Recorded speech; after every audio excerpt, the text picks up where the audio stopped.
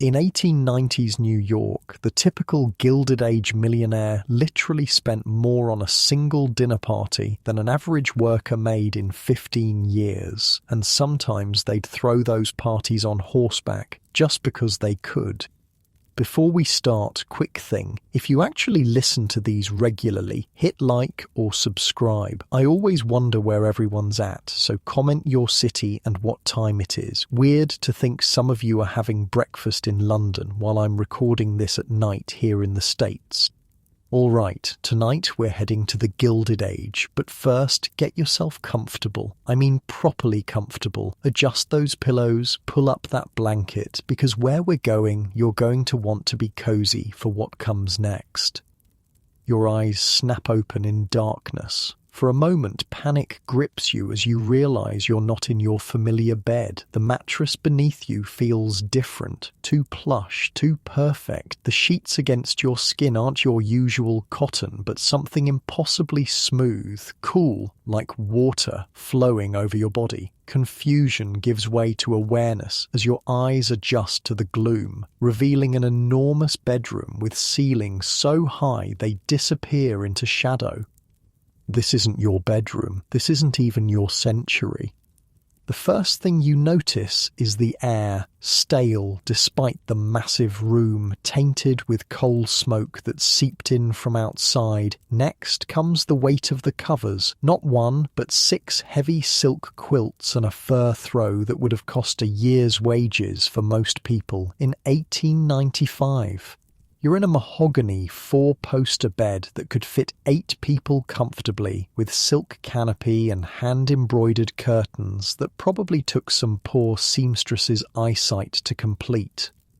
This bed alone would bankrupt most families, and it's just where you sleep. You take a deep breath, trying to process what's happening. Unlike your warm, temperature-controlled modern bedroom, this massive chamber is chilly despite a fire dying in the marble fireplace across the room.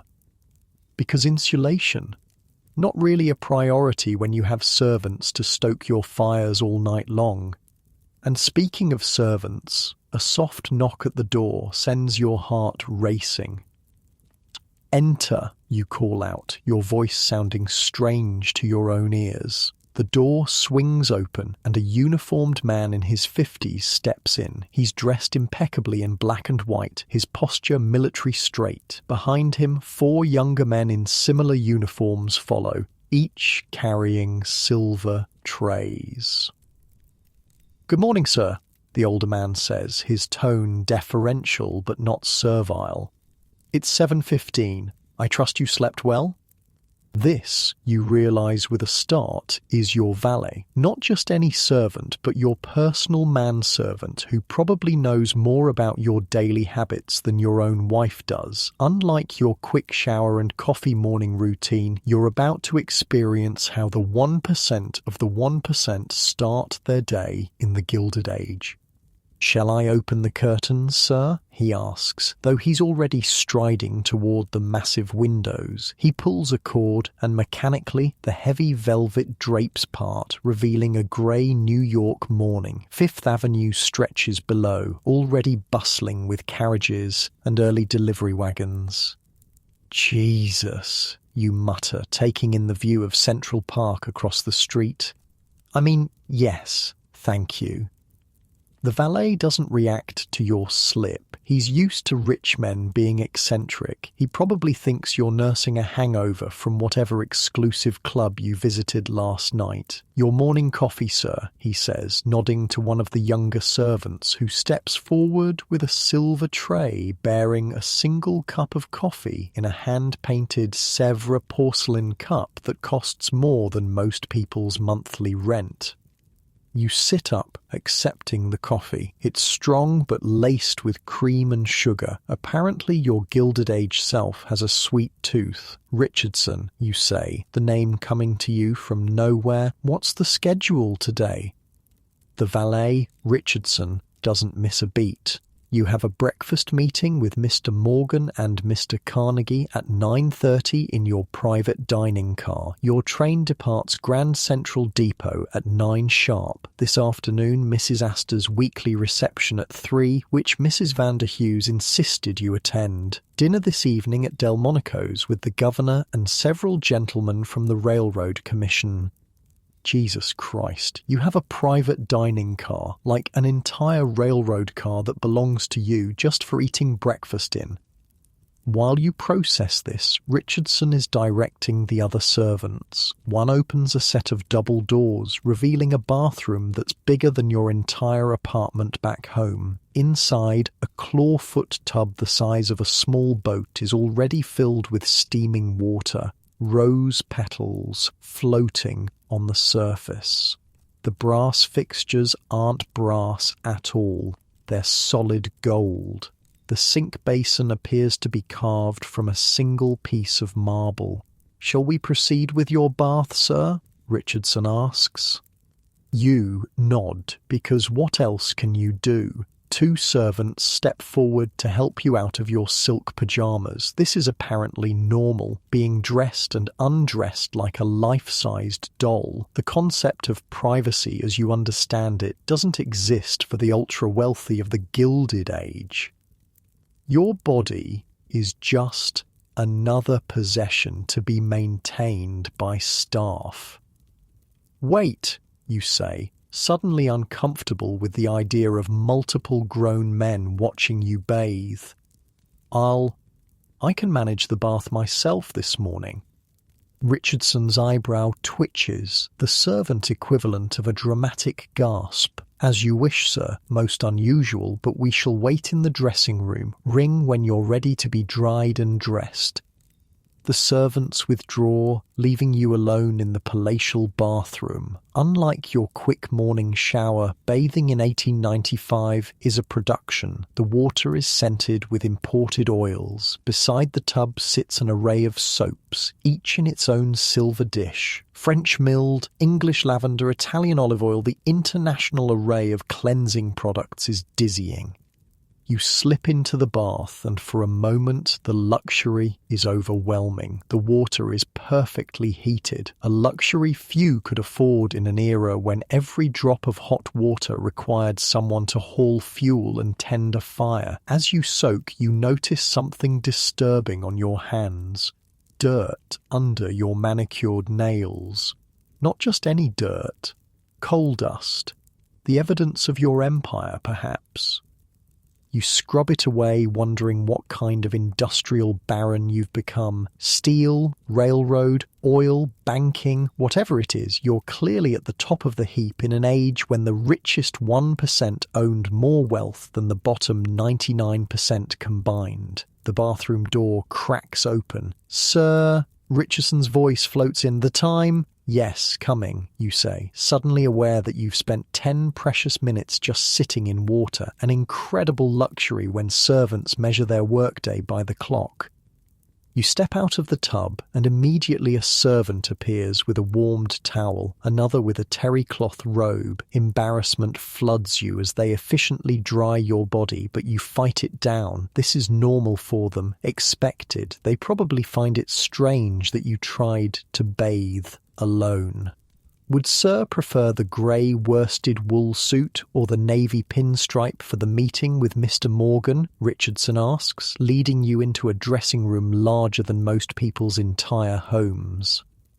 The walls are lined with custom-built mahogany cabinets displaying more clothing than you've owned in your entire life. Dozens of suits, hundreds of shirts, rows of shoes each on their own wooden tree, an entire cabinet just for cufflinks and tie pins, many glittering with diamonds and precious stones. "The Navy," you say, because it seems like a safe choice for meeting robber barons. What follows is a 20-minute production of getting you dressed. First, the underwear, not boxers or briefs, but a full-body, one-piece cotton union suit that buttons up the front. Then wool socks held up by garters, a crisp white shirt with detachable collar and cuffs, a silk tie precisely knotted. a waistcoat, what you'd call a vest, with pearl buttons, and finally the suit jacket itself. "Your watch, sir?" Richardson says, presenting a solid gold pocket watch on a chain. You examine it, a Patek Philippe with your monogram engraved on the case, probably worth the equivalent of a modern luxury car. While you're being dressed, another servant enters. "Mr. Vander Hughes, your breakfast is served in the morning room." Your stomach growls on cue. The smell of bacon, eggs, fresh bread and coffee wafts up from downstairs. Unlike your rushed modern breakfast, maybe a granola bar or a quick bowl of cereal, breakfast in the Gilded Age is a serious meal. "I'll be down momentarily," you say, trying to sound authoritative. Richardson gives final adjustments to your clothing, brushing invisible dust from your shoulders, straightening your already perfect tie. "Will there be anything else, sir?" You look around the opulent dressing room at the army of servants waiting to fulfill your every whim, at the wealth on display in just your morning routine alone. "No, that will be all. Thank you." The servants nod and withdraw, leaving you alone for the first time since you woke up. You catch sight of yourself in a full-length mirror and barely recognize the person staring back. Perfectly groomed, impeccably dressed in clothing that cost more than most people make in months. You look every inch the Gilded Age billionaire, and it's only 8 in the morning. You make your way out of the bedroom suite into a hallway lined with oil paintings in ornate gold frames. The carpet beneath your feet is so thick and plush you can barely hear your own footsteps. A grand staircase curves down to the main floor, the banister gleaming mahogany polished by servants' hands. 2 housemaids curtsy as you pass. A footman stands at attention near the bottom of the stairs. The house feels like a luxury hotel, except it's all yours, or at least belonging to whatever version of you woke up in 1895. The morning room is flooded with light from tall windows. The table, which could seat 12 comfortably, is set for 1, with fine china, crystal and sterling silver flatware. A butler stands by, ready to serve you. "Good morning, sir," he says, pulling out your chair. You sit down, somewhat dazed by the extravagance of it all. The table before you bears enough food for a small family. Steak, eggs, bacon, sausages, toast, muffins, fruit, coffee, and tea. Apparently, breakfast in the Gilded Age is a feast. "The morning paper, sir," the butler says, presenting you with the New York Times on a silver tray. The headline catches your eye. Workers strike at steel mill. Violence erupts as Pinkertons called in. With a sinking feeling, you wonder if it's your steel mill they're talking about. As you unfold the paper, another headline jumps out. Vander Hughes consolidates railroad holdings, competitors cry monopoly. That's when it fully hits you. In this world, you're not just wealthy, you're one of them. The notorious robber barons, the men who built America's industrial might on the backs of desperate workers, the names school children would learn about a century later with a mixture of awe and distaste. The butler coughs discreetly. "Sir, Mr. Richardson asked me to remind you that your carriage will be ready in 20 minutes for your journey to Grand Central." You nod, suddenly not very hungry, despite the feast before you. "Thank you. Will you be requiring anything else, sir?"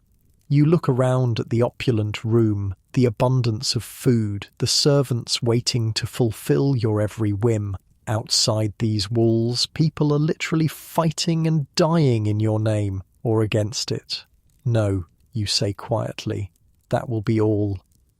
You're going to meet J.P. Morgan and Andrew Carnegie for breakfast in your private railroad car, and somehow you need to figure out how to navigate this world of extreme wealth and privilege, where your every comfort comes at someone else's expense. The butler withdraws, leaving you alone with your thoughts and the morning paper. You take a sip of coffee from a cup that probably costs as much as a factory worker makes in a month.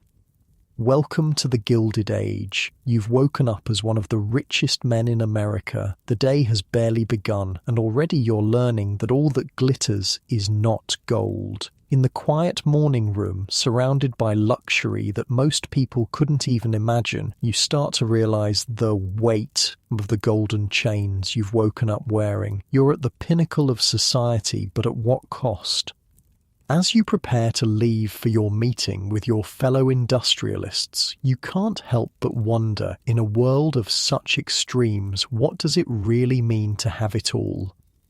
You step outside your Fifth Avenue mansion into the crisp morning air. The noise hits you, first horses' hooves clopping on cobblestones, carriage wheels grinding, street vendors shouting. The smell follows horse manure mixed with coal smoke, a combination that defines city living in 1895. Not like your clean, regulated modern world with its emissions standards and sanitation departments. Your carriage waits at the bottom of the limestone steps. Not just any carriage, a gleaming black Brewster Landau with your monogram emblazoned on the door, pulled by 4 matched bay horses that probably cost more than most families make in 5 years. 2 footmen in forest green livery snap to attention as you approach. "Good morning, Mr. Van der Hughes," one says, opening the door with a white-gloved hand.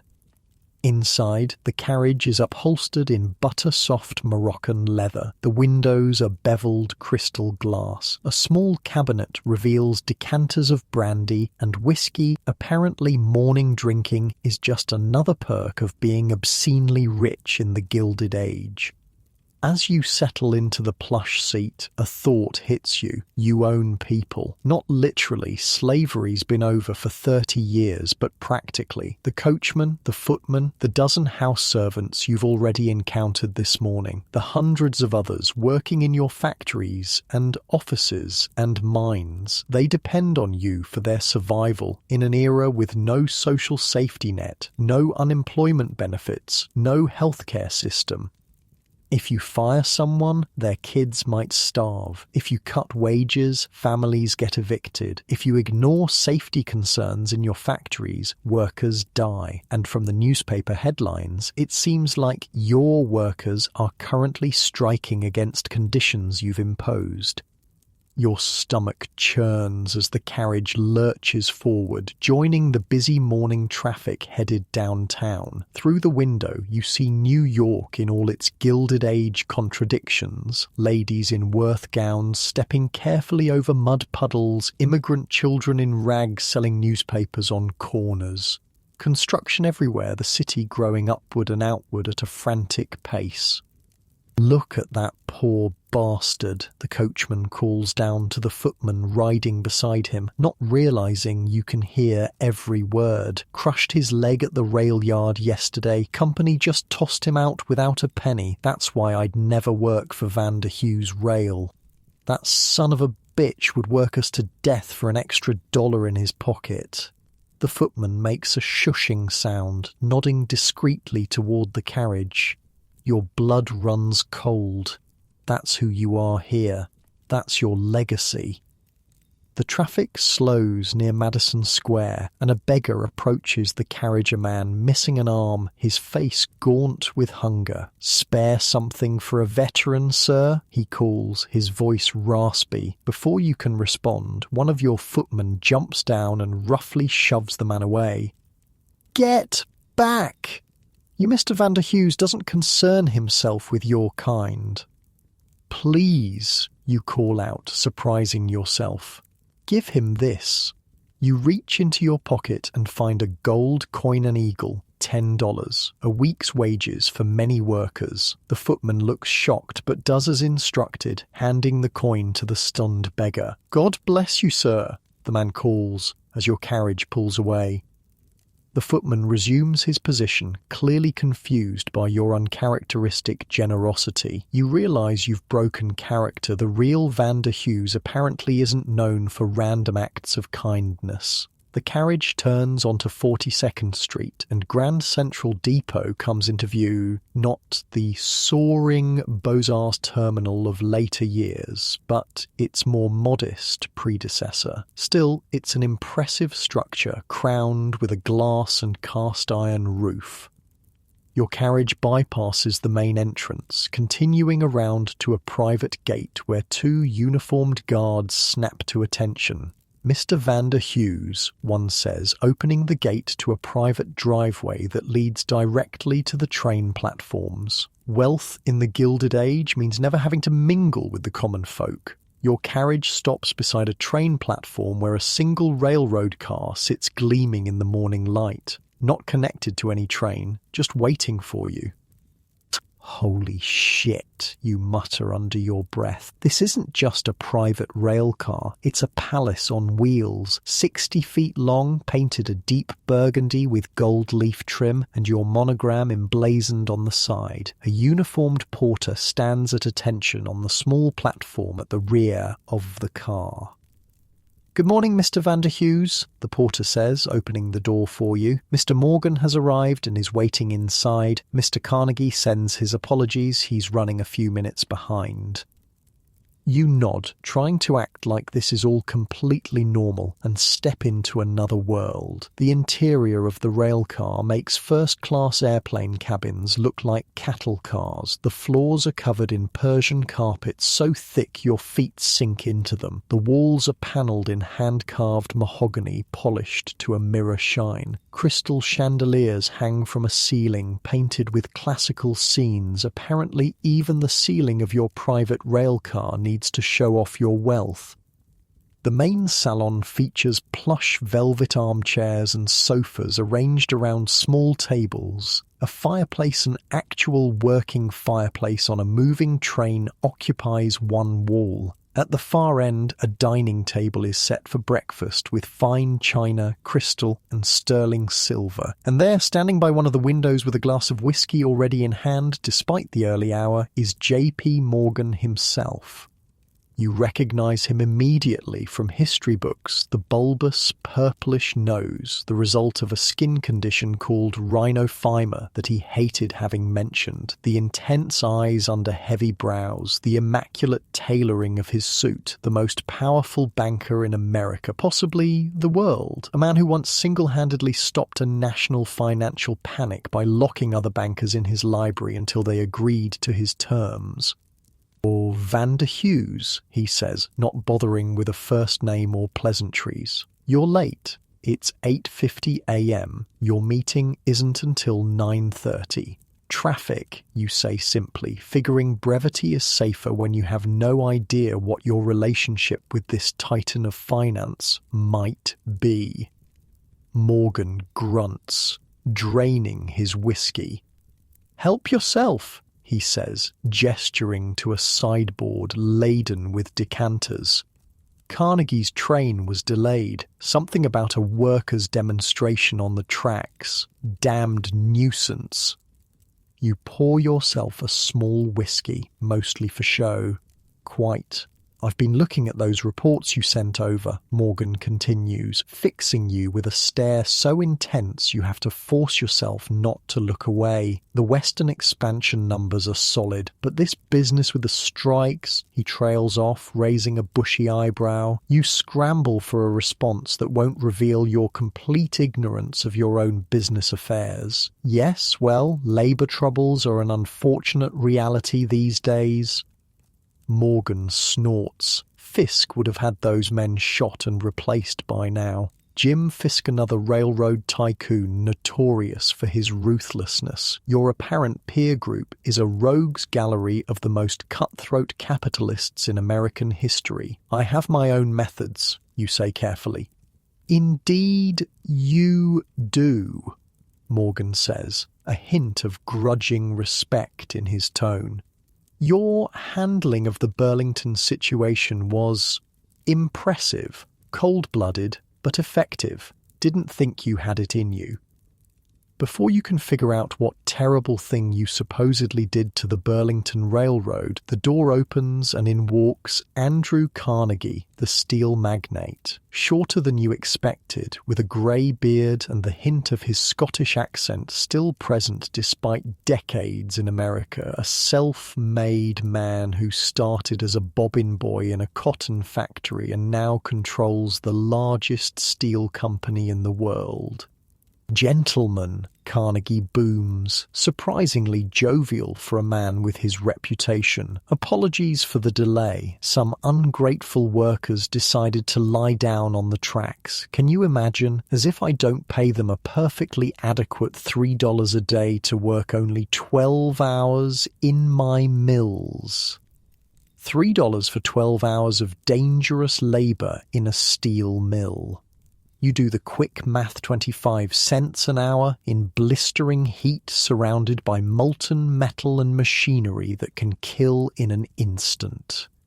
Morgan and Carnegie both laugh, clearly expecting you to join in. You manage a weak smile, a soft knock at the door, and the porter enters. "Gentlemen, breakfast is served, and the engineer informs me we'll be departing momentarily." You hadn't even noticed the train starting to move. The ride is so smooth. Through the windows, you see Grand Central Depot sliding away as your private palace on wheels begins its journey. The three of you move to the dining table, where a steward is already pouring coffee into fine bone china cups. The table is set with a feast that would feed a dozen people: smoked salmon, caviar, poached eggs, rashers of bacon, silver dishes of butter, baskets of fresh bread, and pastries. "Now then," Morgan says as he unfolds his napkin, "to business. The three of us control enough railroad stock to effectively set national freight rates. I propose we use that leverage. And just like that, you're participating in what is almost certainly an illegal conspiracy to fix prices across an entire industry. Price fixing that will raise costs for farmers shipping crops, for factories shipping goods, costs that will ultimately be passed down to regular people just trying to live their lives. The Interstate Commerce Act specifically forbids pooling arrangements, you say, recalling a dim fact from a long-ago history class. Morgan and Carnegie stare at you like you've grown a second head. "Since when do you care about government regulations?" Carnegie asks, genuine confusion in his voice. "Did your wife make you go to church yesterday?" He laughs at his own joke. Morgan is less amused. "The Interstate Commerce Commission is a paper tiger. Half the commissioners are former railroad men who will be looking for jobs with us when their terms end. They understand how business works." In other words, regulatory capture, the practice of industry controlling the very government bodies meant to oversee them, a problem that still exists in your own time. But here in the Gilded Age, it's not even hidden. It's just how business is done. "Of course," you say quickly. "I merely thought it worth mentioning the legal considerations." Morgan snorts. "Legal considerations didn't stop you from bribing that entire state legislature last year. What was it you called it? An investment in governmental relations." Jesus Christ. Apparently, you're not just a ruthless businessman, but an outright criminal in this timeline. "Now then," Carnegie says, spreading caviar on toast with the casual air of a man who's forgotten that fish eggs are a luxury. "I've been thinking about your offer for the Pittsburgh Central line. I'm inclined to accept with certain conditions." You have no idea what offer he's talking about, but you nod as if you do. "I thought you might be. 15 million, not 12, Carnegie says, and I want guaranteed shipping rates for my steel for the next decade. $15 million in 1895, money that's around $500 million in modern currency, and you're apparently negotiating this massive deal over breakfast. Morgan interjects, "What about the unions? Central's workers are organised. Will you handle that mess, or is Vander Hughes taking it on?" Carnegie waves a hand dismissively. "I've dealt with unions before." His face darkens momentarily, and you recall with a chill that this seemingly jovial man was responsible for the Homestead strike, where Pinkerton detectives and striking workers engaged in a gunfight that left 16 people dead. "My men can sort it out," you say vaguely. The train curves gently, and through the windows you see the Hudson River glittering in the morning sun. Your private car has now been coupled to a larger train heading north, though the ride remains so smooth you'd hardly know you were moving if not for the passing scenery. "Splendid," Carnegie says. "Now, what about our friend Huntington and his troublesome Southern Pacific? I heard rumours he's been meeting with your competitors." "Collis Huntington is not a concern," you say, trying to sound confident. Morgan fixes you with that unnerving stare again. "He controls enough track to cause problems if he aligns with the wrong people. Perhaps a friendly acquisition might be in order," Carnegie suggests, his tone making it clear that friendly is not what he means at all. "A hostile takeover, you mean?" Morgan says bluntly. "I prefer to think of it as aggressive negotiation," Carnegie replies with a smile that doesn't reach his eyes. And there it is, the cutthroat reality of Gilded Age business. These men sitting with you, eating caviar in a private rail car worth millions, are casually discussing destroying another tycoon's business empire over breakfast, not for any greater economic good, not for the benefit of the customers or workers, but simply because they can, because power and wealth in this era are zero-sum games. "We could approach from different angles," you suggest, trying to sound like the titan of industry you apparently are. Morgan provides the financing pressure. I control enough connecting lines to isolate his key routes, and Carnegie, you trail off, not sure what a steel magnate brings to a railroad takeover. "My friendship with several newspaper publishers could ensure public opinion turns against him," Carnegie fills in smoothly, "and I do have the ear of certain influential congressmen." In other words, a coordinated attack, financial, operational, and political, designed to bring another wealthy man to his knees, the business equivalent of medieval warfare. Morgan nods appreciatively. "That's why I wanted this meeting. Three-pronged approach. Huntington won't know what hit him until it's too late." The porter appears with fresh coffee. "Gentlemen, we'll be arriving at Garrison in approximately 30 minutes. You have no idea why you're going to Garrison, a small town on the Hudson, but you nod as if this is expected. "Just enough time to finalize the details," Morgan says, pulling out a leather portfolio filled with papers. "I've had my men draw up the preliminary agreements." As Morgan and Carnegie dive into the legal minutiae of your business arrangement, you gaze out the window at the passing Hudson Valley. The autumn colours are stunning, the river a silver ribbon below steep cliffs. It's the same view that inspired the Hudson River School painters decades earlier.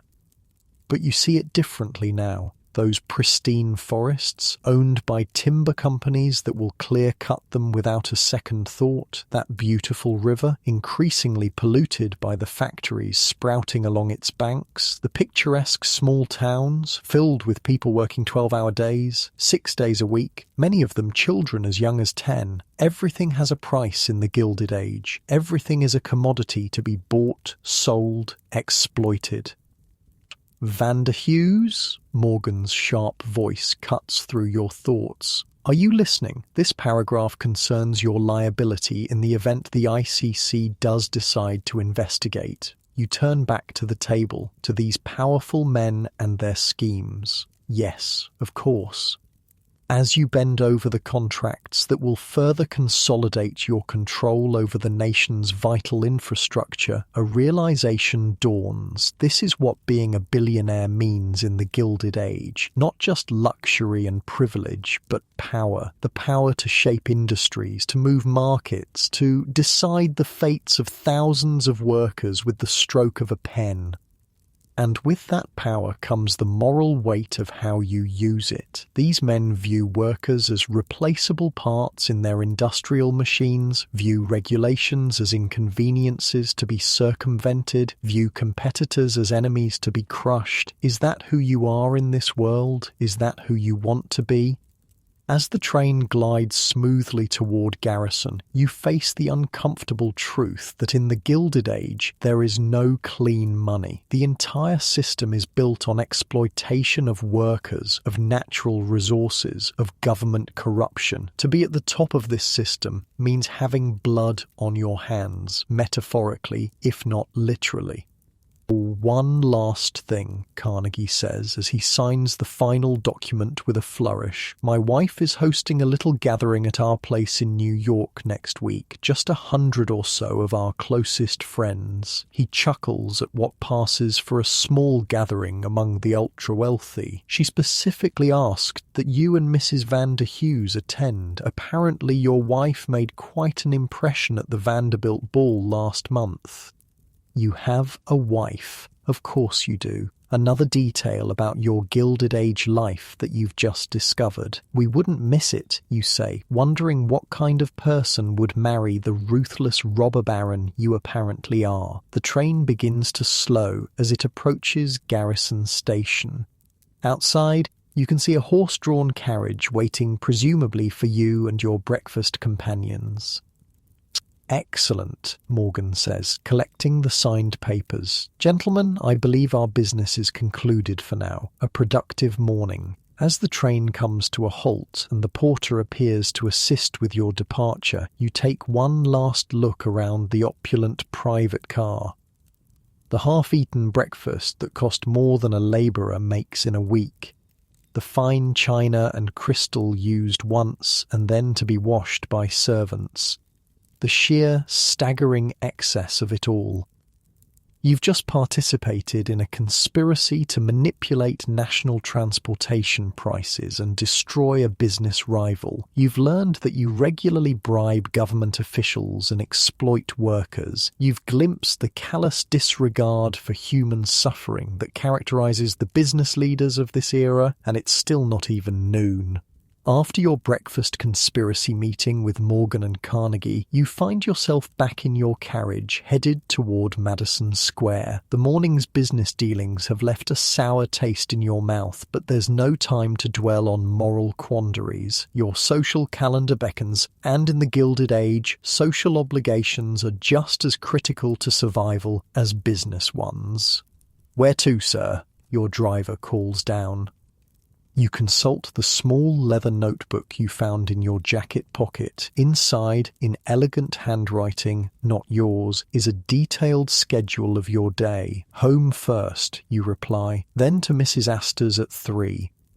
Mrs. Astor, even you, with your limited historical knowledge, recognize that name. Caroline Astor, the Mrs. Astor, the self-appointed gatekeeper of New York society. The woman who, along with social arbiter Ward McAllister, created the famous 400, the definitive list of who mattered in New York society. Named because that was supposedly the number of people who could fit comfortably in her ballroom, though really it was about creating artificial scarcity in a world of expanding wealth.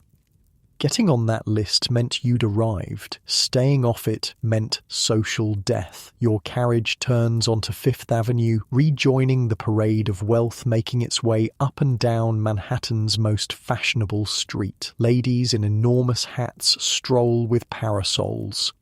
Gentlemen tip their bowlers to acquaintances. Children in sailor suits are paraded by their nursemaids. It's a carefully orchestrated display of leisure and prosperity. As your carriage approaches your mansion, you notice something you missed in your morning departure. The building itself, 5 stories of limestone and marble, designed in the French Renaissance style that's all the rage among New York's elite. Massive bay windows, intricate cornices, a copper mansard roof already developing a green patina. The thing looks like a cross between a palace and a wedding cake. Your neighbours include the Vanderbilts, the Goulds, the Whitneys, who's who of Gilded Age wealth. Real estate values on this stretch of Fifth Avenue are among the highest in the world. The carriage stops and the footman leaps down to open your door. As you step out, you notice a woman watching you from one of the bay windows on the 2nd floor. She quickly moves away when your eyes meet. Your wife, perhaps? The butler opens the front door before you reach it. "Welcome home, sir. Madam is in the morning room and asked to see you upon your return." Madam, your wife definitely has a name, but apparently even the household staff refers to her by her title rather than anything so personal as a name. The formality of Gilded Age life continues to astound you. "Thank you," you say, handing off your hat and gloves to a waiting footman. "I'll see her now." The butler looks momentarily surprised at your courtesy. Apparently, "thank you" isn't a phrase that often passes your lips in this timeline, but quickly recovers his professional demeanour. "Very good, sir." You follow him through the grand entrance hall, past priceless artwork and furnishings, to a sunny room overlooking the side garden. And there she is, your wife. She sits at a delicate writing desk, penning correspondence on monogrammed stationery. Her morning dress is simpler than you expected, just cream silk with subtle lace trim, but still obviously expensive. Her dark hair is piled atop her head in an intricate arrangement that must have taken her lady's maid an hour to create. She looks up as you enter, her expression guarded. "You wanted to see me?" you ask, suddenly nervous. "What kind of relationship do you have with this woman? Are you cruel to her? Distant? Loving?" "George," she says, using your apparent first name. "I wanted to confirm you'll be accompanying me to Caroline's this afternoon." She was quite pointed in her invitation that both of us should attend. Her tone is formal but not cold. This seems to be a marriage of business partners rather than passionate lovers typical for the upper classes of this era, where marriages were often strategic alliances between wealthy families. "Of course," you reply. 3 o'clock, correct?" She nods, studying your face with a slight frown.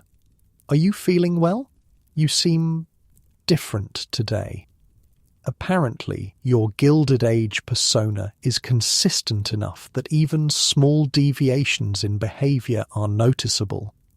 "Just a demanding morning with Morgan and Carnegie," you say, which isn't exactly a lie. Her expression softens slightly. "Those men would try the patience of a saint." A brief, genuine smile crosses her face, and you catch a glimpse of the woman beneath the formal exterior. "Though I dare say you're their equal in stubbornness." There's almost affection in her voice. Perhaps this marriage isn't as cold as it first appeared.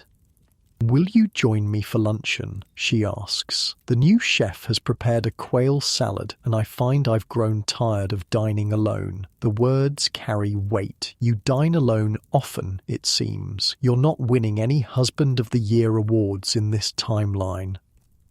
"I'd like that," you say, and mean it. Surprise flickers across her face, followed by a more genuine smile.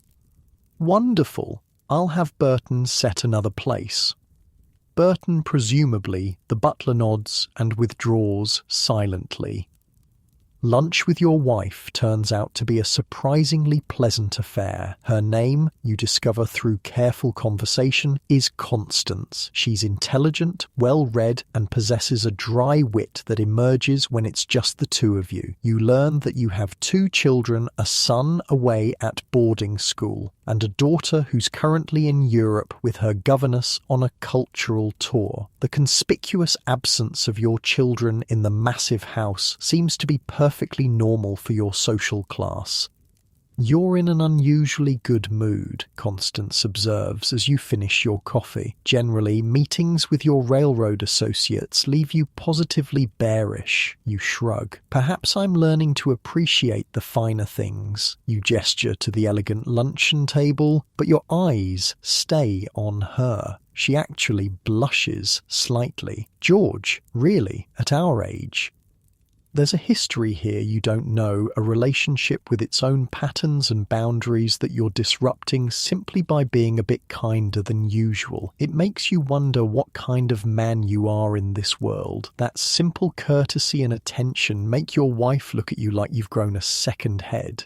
I should dress for Caroline's, Constance says, rising from the table. It wouldn't do to be late.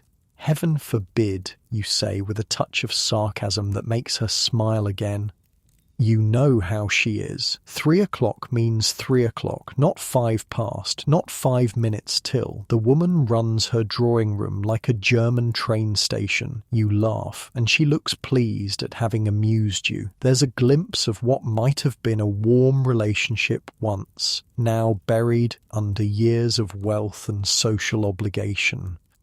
Constance leaves to prepare, and you have some time to yourself. You wander the mansion, trying to learn more about your life here. Your private study is a masculinely decorated room with leather-bound books, hunting trophies. Apparently you've shot everything from lions to elephants, and a massive desk piled with paperwork. You leaf through some of the documents reports from railroad operations across the country, stock certificates, property deeds. The scale of your wealth is dizzying. You own land in 27 states. You have controlling interest in 12 different railroad companies. You have investments in steel mills, coal mines, oil fields, banks. One document catches your eye, a letter from your mine superintendent in Pennsylvania. Regarding your inquiry about safety improvements, I must advise against the expenditure at this time. The mesh screening would cost approximately $1,200 to install throughout the mine and would reduce casualties by an estimated 30%. However, it is more economical to simply replace workers as accidents occur. At current wages, we can hire 3 new men for the cost of 1 screening installation. I recommend we continue with present operations. And there, at the bottom, in what you recognize as your own handwriting, agreed, no action needed. Your stomach turns. You've literally calculated that workers' lives are worth less than basic safety equipment. And the worst part, this cold calculation is perfectly normal business practice in the Gilded Age. A soft knock at the door interrupts your moral crisis. Sir, it's Richardson, your valet. It's time to dress for Mrs. Astor's reception. The next half hour is consumed with the elaborate ritual of preparing for an afternoon social event. Different clothes from morning attire, of course, a frock coat instead of a morning coat, grey striped trousers, a silk waistcoat, a different pocket watch with a different chain, cuff links that cost more than most people's homes. By the time you descend the grand staircase, Constance is waiting in the entrance hall. She's transformed herself into a walking display of wealth. Her afternoon dress is a masterpiece of pale blue silk and lace with a cinched waist and a modest bustle. Sapphires and diamonds glitter at her throat and ears. Her hands are gloved in kid leather so fine it looks painted on. "You look beautiful," you say, and mean it. She seems pleased but confused by the compliment. "Thank you, George. Shall we?" Your carriage ride to the Astor Mansion on 5th Avenue and 65th Street is short but significant. You're literally travelling from the new money section of 5th Avenue to the old money stronghold. The geographical division mirrors the social one, the old Knickerbocker families on one end, the nouveau riche industrialists on the other, with an invisible but impenetrable barrier between them. Or remember, Constance says quietly as your carriage joins the line approaching the Astor mansion, Caroline was particularly insistent we attend today. I suspect she has something specific in mind. Any guess what, you ask? She mentioned the Newport season next summer. Perhaps she's planning something. Or she hesitates. There's been talk about her son John and our Elizabeth. A potential marriage alliance, you realise. Your absent daughter is being considered as a match for the Astor heir. Such a union would solidify your family's social position while injecting the Astors with fresh capital. A perfect Gilded Age arrangement. I see, you say neutrally, wondering how you feel about essentially selling your daughter to raise your social status. The Astor mansion comes into view, another limestone palace, though more restrained and elegant than the flashier homes of the new millionaires. A line of carriages disgorges expensively dressed guests. Do try to be civil to Ward McAllister, Constance murmurs as your carriage pulls up. I know you find him ridiculous, but he still has Caroline's ear.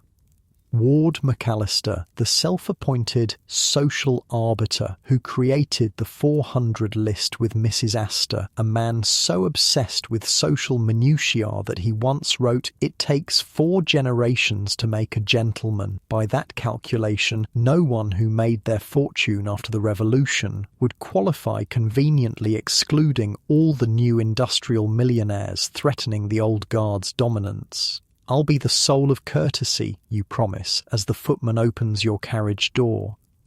The reception is already in full swing when you enter the Astor drawing room. About 50 people mill about, the women in elaborate afternoon dresses, the men in frock coats. Servants circulate with champagne and tiny canapes. The room itself is a testament to old money taste. Elegant, but not showy. Expensive but not ostentatious, filled with antiques and artwork acquired over generations rather than bought en masse to fill a new mansion. Mr. and Mrs. Van der Hughes, the butler announces, and heads turn. You feel the weight of dozens of gazes, some curious, some dismissive, some calculating. You're being assessed, categorized, judged. Are you still new money, or have you ascended to proper society? Is your railroad fortune now respectable, or still tainted by its recent acquisition? Are you worth cultivating as a connection, or better kept at arm's length? George, Constance, Caroline Astor herself approaches, a regal woman in her 60s dressed in dark purple silk. How good of you to come. The formidable Mrs. Astor offers her hand, which you bow over slightly. She gives you an appraising look, as if checking whether you've developed any unfortunate habits since she last saw you. Caroline, your home is as lovely as ever, Constance says with practiced ease. Thank you, my dear.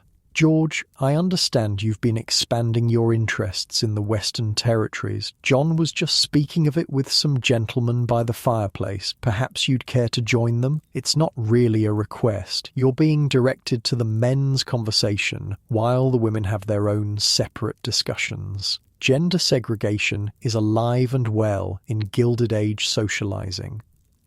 Of course, you say, allowing yourself to be guided toward a group of men clustered near the marble fireplace. John Jacob Astor, with Caroline's son and heir to the Astor fortunes holding court. Handsome, in his early 30s, impeccably dressed and mannered, he's the epitome of old money confidence. Around him are several other men of similar age and bearing, all with names you'd recognize from New York street signs and buildings.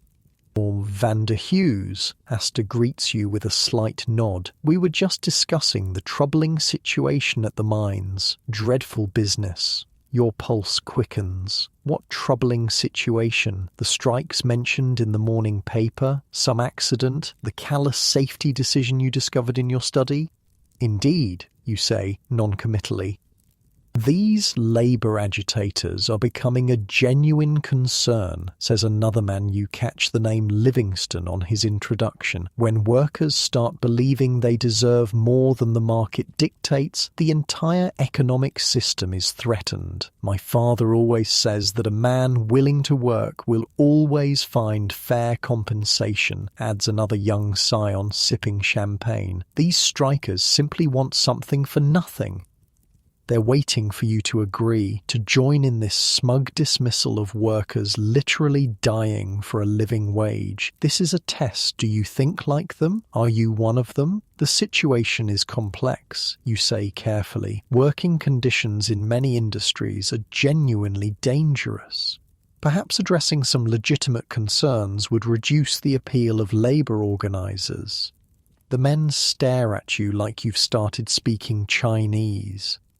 My dear fellow, Asta says with a forced laugh, you sound positively progressive. Next you'll be suggesting we invite union representatives to Newport for the summer. The others chuckle, crisis averted. They've decided you're making an awkward joke, not expressing a sincere opinion. Speaking of Newport, Asta continues, Mother tells me you finally acquired property there. Bellevue Avenue, isn't it? Another test. Bellevue Avenue is where the most prestigious summer cottages are located, mammoth mansions used only 8 weeks a year. Yes, construction is nearly complete, you say, hoping that's true. Splendid. Perhaps we'll see more of your charming daughter next season. Elizabeth, isn't it? Mother mentioned she's touring Europe currently. And there it is, the hint about your daughter. Asta is considering her as a potential match, a business transaction dressed up as romance, your nouveau riche money combined with his old family name, a classic Gilded Age alliance. Yes, she's in Paris at present, you say, again hoping it's true. She's quite taken with the Louvre. Excellent. A girl should be cultivated. My mother insists upon it. The conversation shifts to yachting, then horse racing, the acceptable pastimes of the leisure class. You navigate carefully, letting others talk more than you do, dropping vague comments that could mean anything. Meanwhile, across the room, you can see Constance engaged in what appears to be an intense conversation with Caroline Astor and several other women. Their faces are pleasant, their postures relaxed, but you can sense the social combat happening beneath the surface. After about an hour of this exhausting social performance, a subtle shift happens in the room. People begin to drift toward the entrance. The reception is ending precisely at 5 o'clock, of course. Caroline Astor would never commit the vulgarity of an event that drags on too long. As you and Constance retrieve your outer garments from servants, Caroline approaches once more.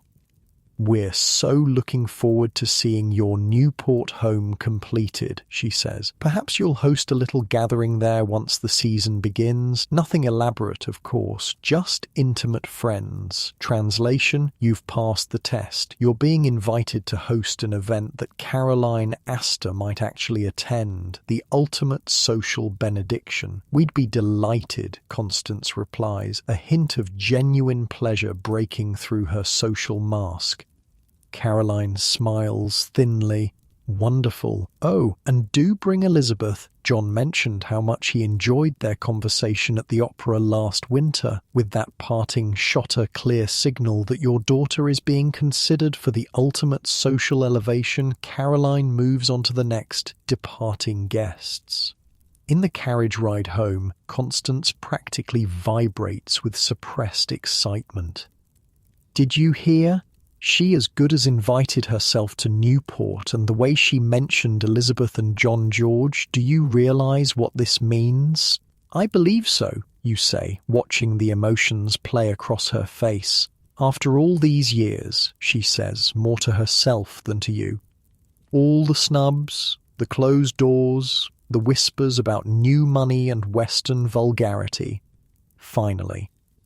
You see it clearly now, the driving force behind your wife's life, perhaps behind your entire marriage. Social acceptance, the desperate need to be recognized as equals by people whose only claim to superiority is having gotten rich earlier than you did.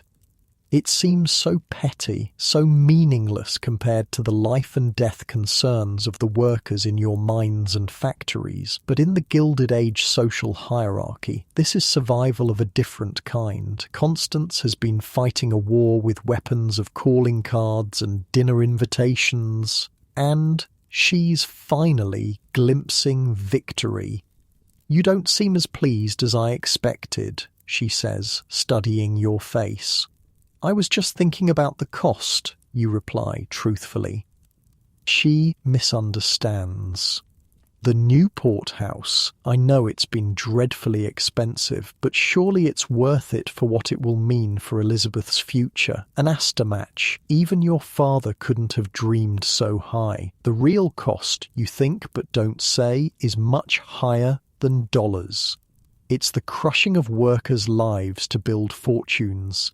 It's the corruption of government to protect those fortunes. It's the reduction of your daughter to a commercial transaction to be traded for social status." But in the gathering dusk of Fifth Avenue, as your carriage rolls past other limestone palaces just like yours, you keep these thoughts to yourself. You're learning that survival in the Gilded Age requires different masks for different situations: ruthless businessman, social climber, family patriarch. The carriage turns into your driveway, and servants appear to assist your descent. The massive doors of your mansion swing open, revealing the glittering interior lit by electric lights, another status symbol, as most homes still use gas. "I should rest before dinner," Constance says as you enter.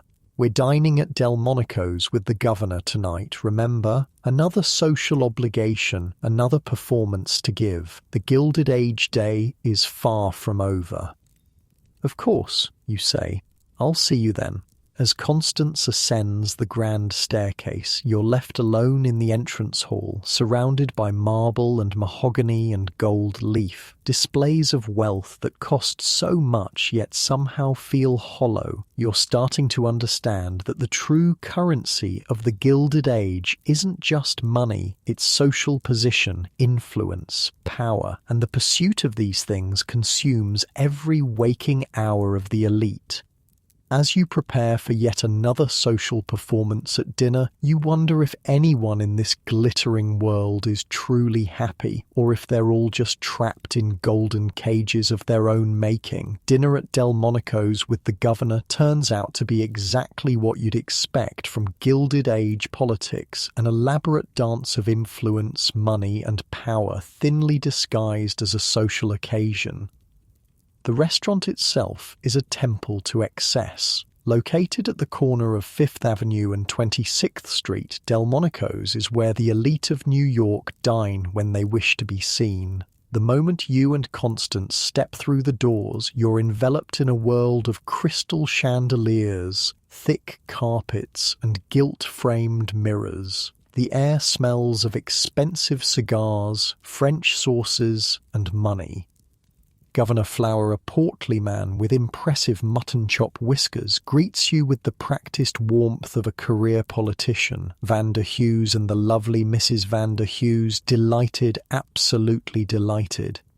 Around a private table in the back room, you meet the rest of your dinner companions, 2 state senators, a judge, and several businessmen who are clearly lobbyists. Their wives sit in a cluster at one end of the table while the men congregate at the other. The gender segregation is automatic, unquestioned.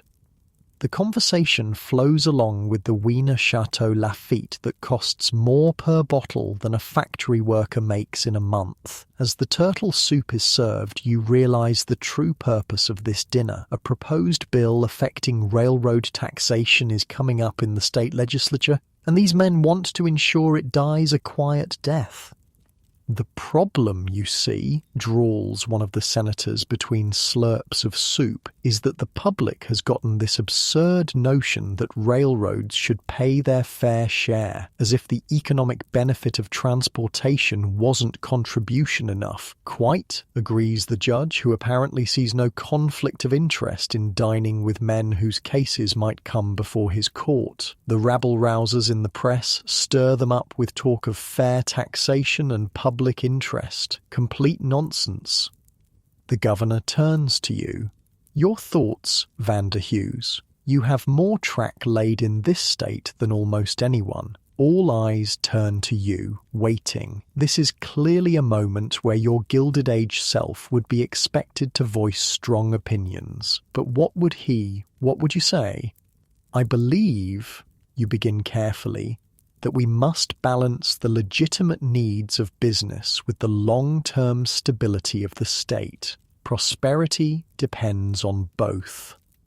The men stare at you blankly. That was apparently not the fire-breathing defense of corporate interests they expected. Governor Flower recovers first. "Well said, well said. Balance, indeed, that's precisely why I'm considering a compromise bill, one that appears to increase taxation while providing generous exemptions for essential infrastructure investments. In other words, a bill designed to look like reform while actually preserving the status quo. Classic Gilded Age politics." "I'd be happy to have my secretary draft some, suggested language for such exemptions you offer, getting the hang of this game." The governor beams. "Excellent, your expertise would be most valuable." As the dinner progresses through 7 more courses, each more elaborate than the last, you participate in what amounts to a conspiracy to defraud the public. The tax bill is just the beginning. There's a discussion of judicial appointments. We need men of reason on the bench. Railway commission staffing. Johnson's boy needs a position, and even a proposed amendment to the state constitution to protect business interests from short-sighted regulation. And through it all, money is never directly mentioned. No crude offers of cash for votes. The Gilded Age elite are too sophisticated for that. Instead, there are discussions of campaign donations, investment opportunities, board positions for relatives, and exclusive club memberships. The corruption is wrapped in layers of respectability, just as the rotten core of industrial capitalism is gilded with the appearance of prosperity. By the time dessert arrives, a towering confection of ice cream, spun sugar, and gold leaf, you've witnessed more corruption in one meal than most people see in a lifetime. And the most disturbing part? Everyone at the table, including your Gilded Age self, considers this perfectly normal. The evening finally ends around 10 o'clock. As you and Constance settle into your carriage for the ride home, she looks pleased. "That went well," she says. "The governor's wife invited us to their summer place in the Adirondacks. She rarely extends such invitations. Another social victory. You're climbing a ladder where each rung represents access to an ever more exclusive circle. And did you notice how respectfully the senator treated you?" she continues. "A far cry from 3 years ago when he refused to even acknowledge us at the opera. You make an appropriate noise of agreement, but your mind is elsewhere. The casual corruption of the dinner has left you unsettled. Is this what power looks like in the Gilded Age? Men in private rooms carving up the state to serve their interests while people starve in tenements a few blocks away? Back at your mansion, Richardson is waiting to help you change for the night. The ritual of undressing is nearly as elaborate as dressing, with each garment carefully removed, inspected, and handed off to specialized servants. As Richardson helps you into a silk dressing gown, he coughs discreetly. "Sir, there was a telegram while you were out, from Newport." He hands you a yellow piece of paper. The message is brief. "Construction completed, stop furniture installed, stop staff hired, stop ready for inspection, stop. Your Newport cottage is apparently finished, the summer palace you've built to cement your social status among the elite. Also, sir, Richardson continues, your private car has been prepared for tomorrow's journey as requested. You hadn't known you were leaving tomorrow, but apparently your Gilded Age self had already made plans to visit Newport and inspect your new summer home. Thank you, Richardson. What time do we depart? 9 o'clock, sir. Mrs. Vanderhughes has chosen to remain in the city to oversee preparations for next week's dinner party. You'll be travelling alone. That simplifies things. You won't have to maintain your charade in front of Constance, at least for a day or two. Oh, very good. Good night, Richardson. Good night, sir. Left alone in your opulent bedroom, you find sleep elusive. The day's events swirl in your mind, the business conspiracy with Morgan and Carnegie, the social manoeuvring at the Astor reception, the political corruption at dinner. Is this what it means to be wealthy in the Gilded Age? Is this success?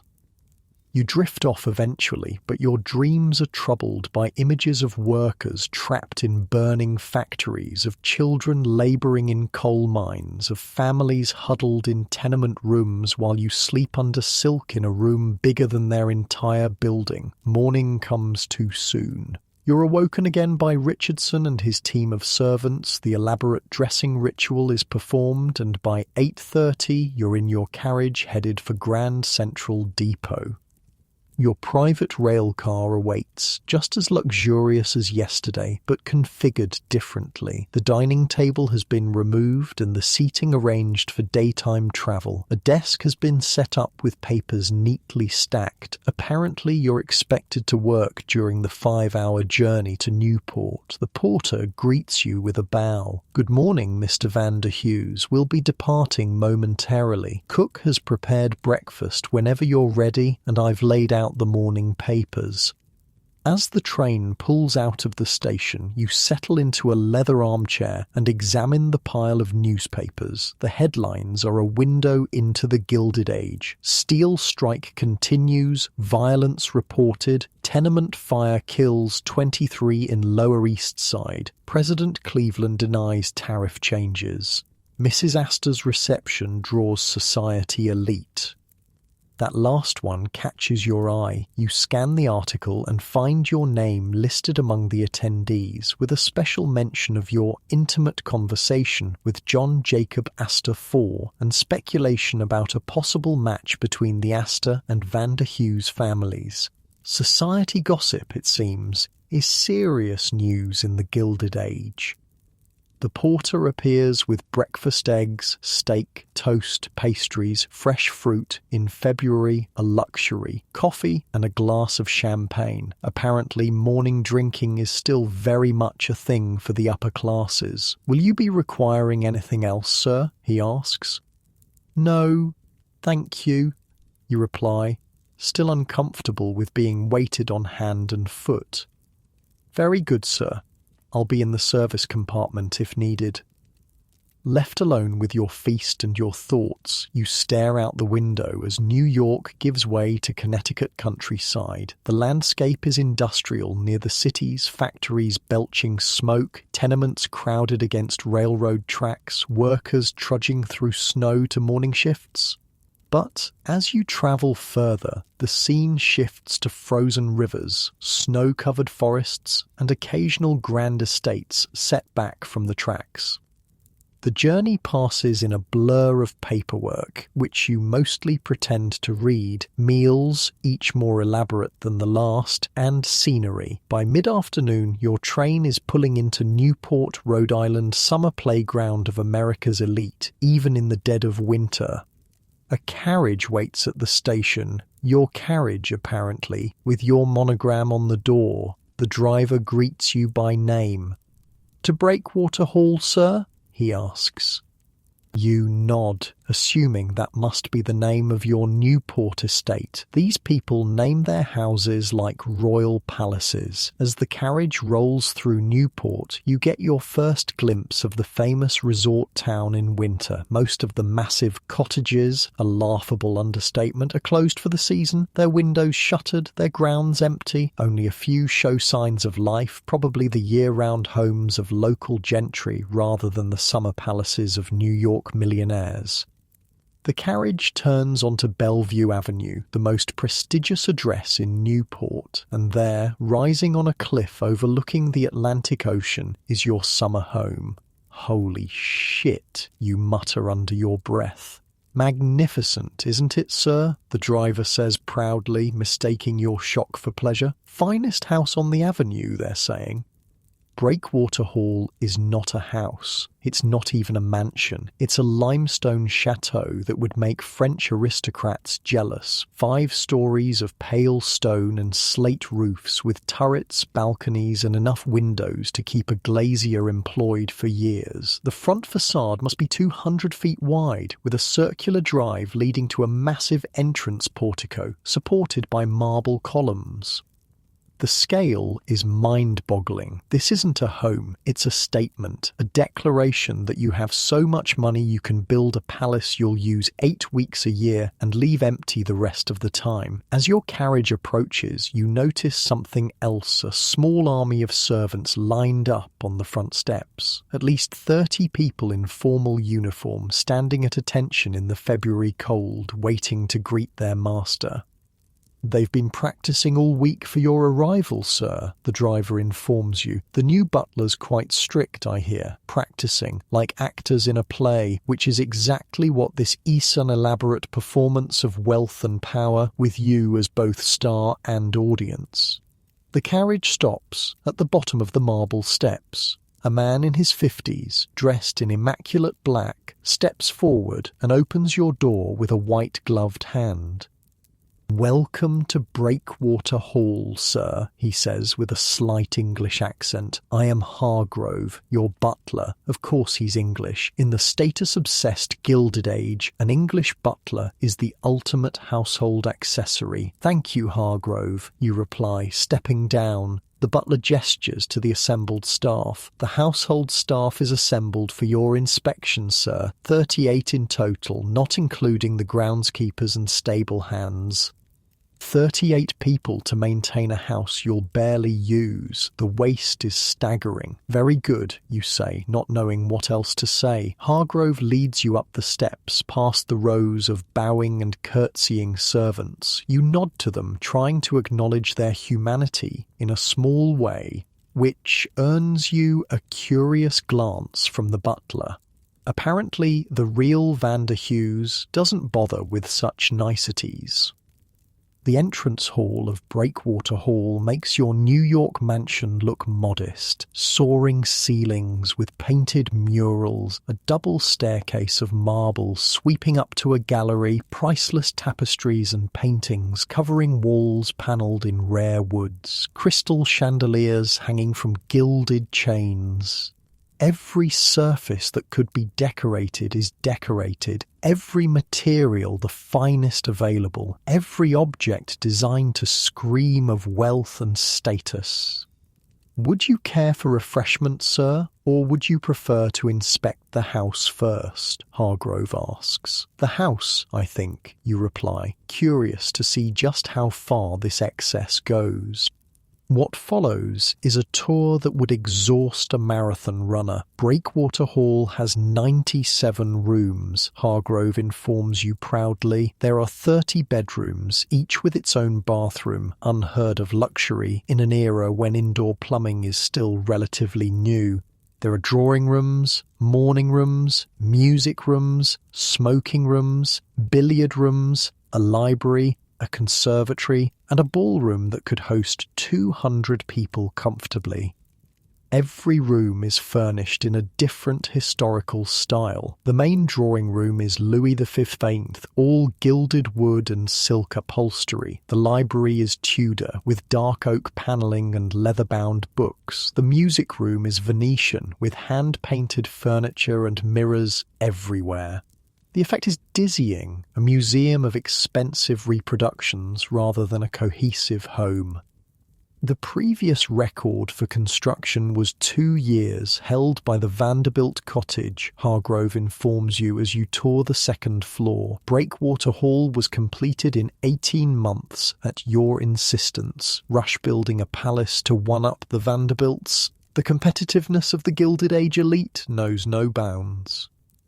The tour continues to the servants' quarters, tucked away in the back of the house and up narrow staircases. Here, the luxury abruptly ends. The rooms are small, plain, and functional. Multiple servants share bedrooms. Their bathrooms are basic at best. The contrast with the family's accommodations is stark. The staff dining hall, Hargrove says, showing you a long room with simple wooden tables and benches. 3 meals are served daily with separate sittings for senior and junior staff. Even among servants, there's a rigid hierarchy. The kitchen is massive, designed to prepare banquets for hundreds and staffed by a French chef and 6 assistants. The wine cellar holds thousands of bottles. The silver vault contains enough flatware and serving pieces to supply a small hotel. The linen room is stacked with monogrammed sheets and tablecloths. By the time you reach the basement to inspect the coal furnaces and electric generators, Breakwater Hall has its own power plant, a rarity in 1895. Your head is spinning with the scale of excess. "Is everything satisfactory, sir?" Hargrove asks as you return to the main floor. You nod, unable to find words that won't betray your shock. This isn't a home, it's a monument to ego and competitive consumption, a building designed not for comfort or beauty, but to announce to the world that you have more money than taste. Tea will be served in the morning room, Hargrove continues, and then perhaps you would like to rest before dinner. Chef has prepared a special menu for your first night at Breakwater Hall. "Yes, that sounds fine," you say, following him to yet another overly decorated room where a maid in starched uniform is setting out a silver tea service. Left alone with your tea, you have a moment to absorb the absurdity of your situation. You're the sole occupant of a 97-room palace, with a staff of 40 people whose only purpose is to serve your needs. The waste of resources, human, financial, materialists, almost physically painful to contemplate. But this is success in the Gilded Age. This is what men like Morgan, Carnegie, Vanderbilt, and apparently you strive for. Not just wealth, but conspicuous consumption. Not just power, but visible dominance. Houses like Breakwater Hall aren't built for comfort. They're built as competitive displays, stages for social combat. As you sip tea from a Sèvres porcelain cup that costs more than a coal miner makes in a year, you wonder, how did America arrive at this point? How did we create a society where such extreme inequality isn't just tolerated but celebrated, where men are admired for building palaces, while children work 14-hour days in their factories? Through the tall windows, you can see the Atlantic Ocean crashing against the cliffs below your property. The view is spectacular, the kind people travel thousands of miles to experience. But you'll enjoy it for a few weeks in summer, then leave it empty, because that's what people of your class do. They buy beauty and then ignore it. A soft knock at the door interrupts your thoughts. A footman enters with a silver tray bearing a telegram. "This just arrived for you, sir." The yellow paper bears a brief message. "Trouble at Pittsburgh Mill. Stop workers threatening general strike. Stop Pinkerton agents standing by. Stop. Await your orders. Stop. More labour unrest. More desperate workers demanding basic rights. More private police ready to crack skulls in defence of your profits." This is the dark side of Gilded Age success, the foundation of violence and exploitation on which these palaces are built. Every crystal chandelier in Breakwater Hall was paid for by the sweat and blood of workers who will never see the inside of this house, except perhaps as servants. You crumple the telegram, unsure how to respond. Your modern sensibilities recoil at the thought of setting armed thugs on striking workers. But in this world, in this role, what are your alternatives? As the winter sun sets over the Atlantic, casting long shadows through the ornate windows of your summer palace, you face the fundamental moral question of the Gilded Age. Is any of this worth the human cost? Hargrove appears at precisely 6 o'clock to announce that dinner is served. Another elaborate ritual begins, a 7-course meal prepared by 6 people, served by 4 for you alone at a table that seats 24. The absurdity would be comical if it weren't so obscene. "Will there be anything else, sir?" Hargrove asks as the dessert plates are cleared. You look around at the massive, empty dining room, at the army of servants hovering attentively, at the wealth on display in every piece of furniture and tableware. "No," you say quietly, "that will be all." Left alone, you wander through the silent, echoing halls of Breakwater Hall. In the dim light of evening, with most of the rooms dark and empty, the house feels less like a home and more like a mausoleum, a monument to an ego that needed this much space, this much luxury, this much excess to feel satisfied. And yet, was the real Vander Hughes ever satisfied? Or was he always looking to the next acquisition, the next expansion, the next social conquest? In your bedroom, a cavernous space with a 4-poster bed that could sleep 6 comfortably, you find Richardson waiting to help you undress. The ritual of preparing for bed is performed in silence. When he's finally gone, you lie awake under silk sheets and a fur coverlet, staring at the painted ceiling depicting Greek gods frolicking in the clouds. Outside, the winter wind howls off the Atlantic, rattling the hundreds of windows of Breakwater Hall. Somewhere in the vast house, a door slams. The sound echoes through empty corridors and vacant rooms, a lonely reminder of the hollowness at the heart of Gilded Age success. You've spent a day living as one of the richest men in America, in one of the most ostentatious homes ever built.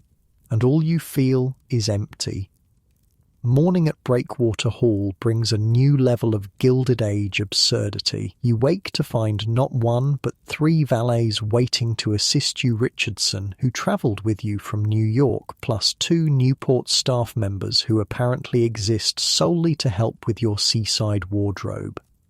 "We've laid out the morning options, sir," Richardson says, gesturing to 3 complete outfits displayed on standing forms: the blue serge for a walk on the grounds, the tweed for town visits, or the grey worsted if you plan to receive callers. You stare at the clothes, then at the 3 grown men whose entire morning revolves around which fabric you want touching your skin today. "The blue," you say, if only to end this bizarre ritual quickly. Apparently, even that simple choice triggers an elaborate protocol. The Newport valets carefully remove the chosen outfit from its form while Richardson runs your bath. The temperature is tested with a thermometer to ensure it's precisely to your liking. Rose petals are strewn across the surface because apparently even bathing requires floral garnish in the Gilded Age. As you soak in water hot enough to poach an egg, a luxury requiring someone to haul and heat gallons of water, you hear a knock at the bathroom door. "Enter," you call, still uncomfortable with being seen naked, but realizing privacy simply isn't a concept that applies to the ultra-wealthy in this era. A footman appears with a silver tray bearing tea, toast, and the morning papers, because waiting until you're dressed for breakfast would be too plebeian. "The New York papers arrived on the early train, sir," he says, setting up a small table beside the tub, and Mr. Hargrove asks if you plan to use the house for entertaining this summer, as several local merchants are requesting appointments to discuss provisions. Planning a summer social calendar in February. The Gilded Age elite schedule their spontaneity months in advance. "Tell him I'll discuss it after breakfast," you reply, reaching for the tea with dripping hands. "Very good, sir."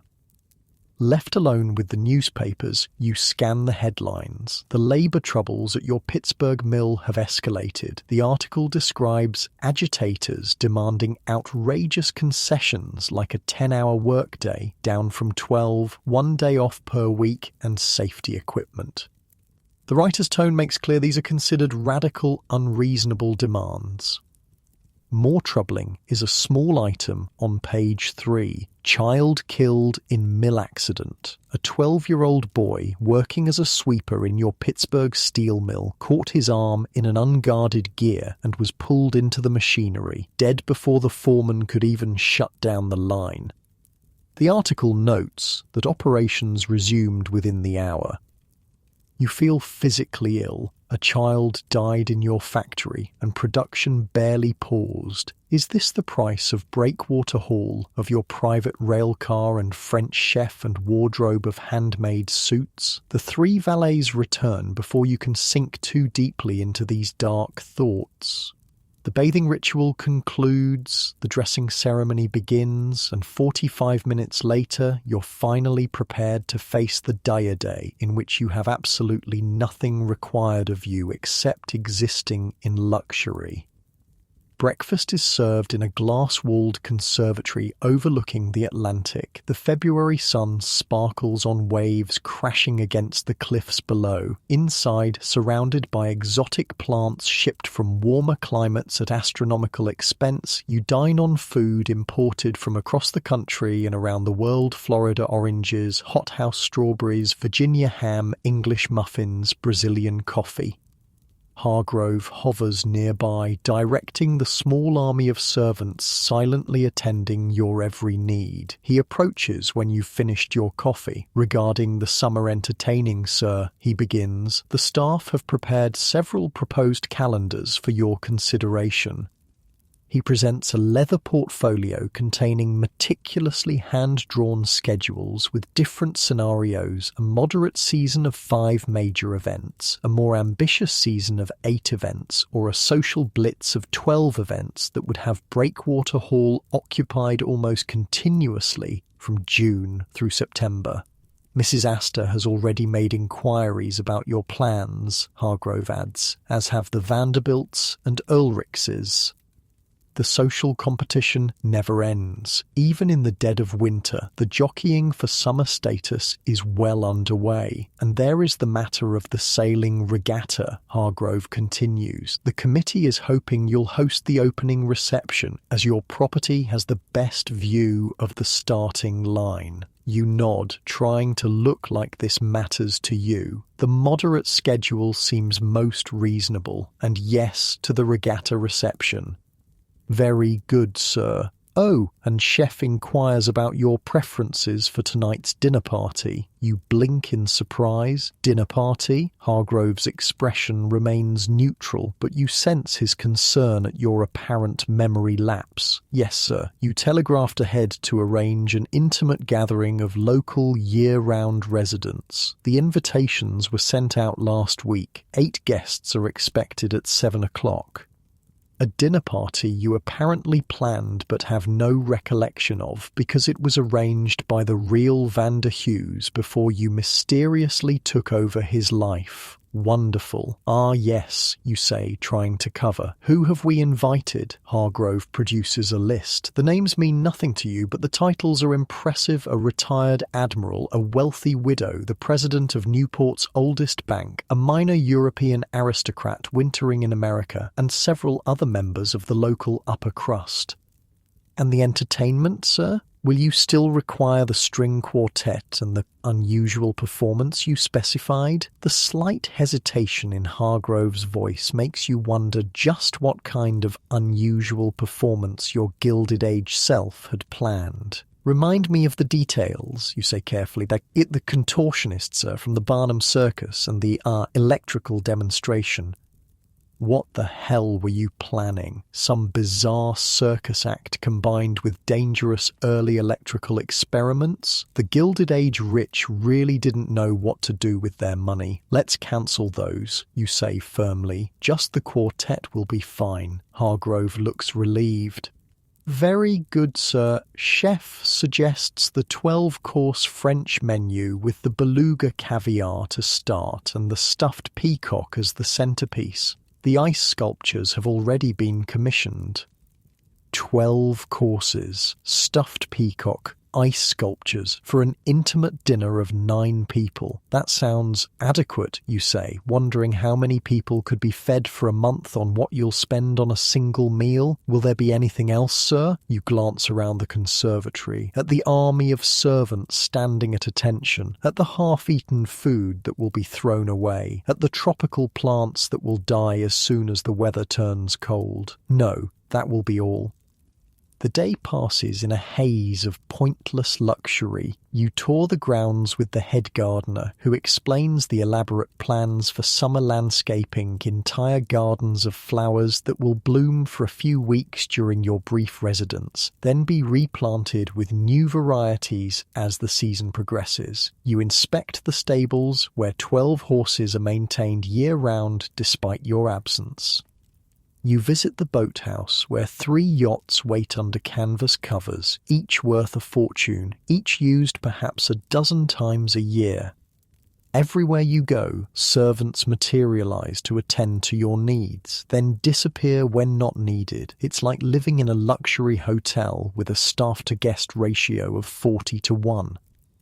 By late afternoon, preparations for the dinner party are in full swing. Florists arrive with massive arrangements of hothouse blooms. The string quartet sets up in the music room. Silver is polished, crystal is arranged, linens are pressed. The kitchen is a madhouse of activity, as chef and his staff prepare a meal that would feed a small village. You retreat to your bedroom to dress for dinner, another elaborate ritual requiring 3 grown men to help you put on clothes. This time, it's white tie and tails, the most formal evening attire. By the time Richardson pins a tiny diamond stick pin to your white tie, you feel like a Christmas tree being decorated. Perfect, sir, he says, stepping back to admire his work. Shall I send word to Hargrove that you'll be down shortly? Yes, thank you. Left alone, you examine yourself in the full-length mirror. The man who stares back is the perfect image of Gilded Age, success immaculately groomed, expensively dressed, radiating wealth and power. On the outside, you are the very model of what men of this era aspire to be. But inside, you're increasingly troubled by the moral cost of this lifestyle. The dead child in your factory, the striking workers facing armed Pinkertons, the obscene waste of resources that could help so many but instead are squandered on peacock dinners and ice sculptures. A soft knock at the door announces that it's time. You descend the grand staircase to find Hargrove waiting in the entrance hall, now transformed with flowers, candles, and polished silver. Your guests will begin arriving momentarily, sir, he says. Shall I have champagne served immediately, or would you prefer to wait until all have arrived? Immediately, you reply, figuring these people probably expect alcohol the moment they cross the threshold. You're right. The first guests, Admiral Winslow and his wife, are barely through the door before footmen appear with silver trays of champagne in crystal flutes. The Admiral, a red-faced man with an impressive white beard, takes one in each hand. "Vander Hughes," he booms. "Magnificent place you've built, puts the rest of the avenue to shame." His wife, a thin woman dripping with diamonds despite the intimate nature of the dinner, adds, "We've been watching the construction with great interest. The limestone quarried from your own property in Vermont, I understand. So clever to use one's own resources." You make non-committal noises of agreement as more guests arrive. Each exclaims over the house, the furnishings, the artwork. The conversation is a bizarre mix of flattery directed at you and subtle digs at other members of Newport society who aren't present.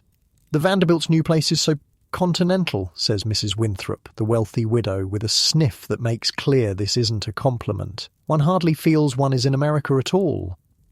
And the Astor's summer ball last year, adds Count von Hohenberg, the European aristocrat, was charming, of course, but perhaps trying a bit too hard. The live swans in the fountain seemed excessive, says the man currently drinking champagne in a 97-room cottage with 40 servants. The string quartet plays softly in the background as you lead your guests on a tour of the public rooms. They ooh and ah over the imported marble, the gilded ceilings, the priceless artwork. Their compliments are genuine, but also calculating. They're mentally tallying the cost of everything, comparing it to their own possessions, determining your exact place in the social hierarchy. "I must say," says Mrs. Cabot, wife of the bank president, "your picture gallery surpasses even the Vanderbilts. Such taste. The library is extraordinary," her husband adds. 10,000 volumes, Hargrove tells me. "Have you read them all?" He laughs as if this is the height of wit. "Only the important ones," you reply dryly. Finally, dinner is announced. Hargrove leads the procession to the dining room, now transformed into a scene from a royal palace. The table gleams with silver, crystal, and gold-rimmed china. Candelabras cast a warm glow over elaborate floral arrangements. In the centre, a massive ice sculpture of Neptune rising from the sea slowly melts onto a silver tray. The meal that follows is less a dinner and more a theatrical performance with food as props. 12 courses, each more elaborate than the last. Caviar served on ice blocks illuminated from below by hidden electric lights. Turtle soup poured from silver tureens. Whole fish baked in salt crusts that servers dramatically crack open tableside. The stuffed peacock, its plumage carefully reattached after cooking, looking as if it might fly off the platter. Between courses, servants silently replace every piece of flatware, every plate, every glass. The choreography is precise, practiced, perfect. You count 28 different serving vessels used for 9 people over 3 hours.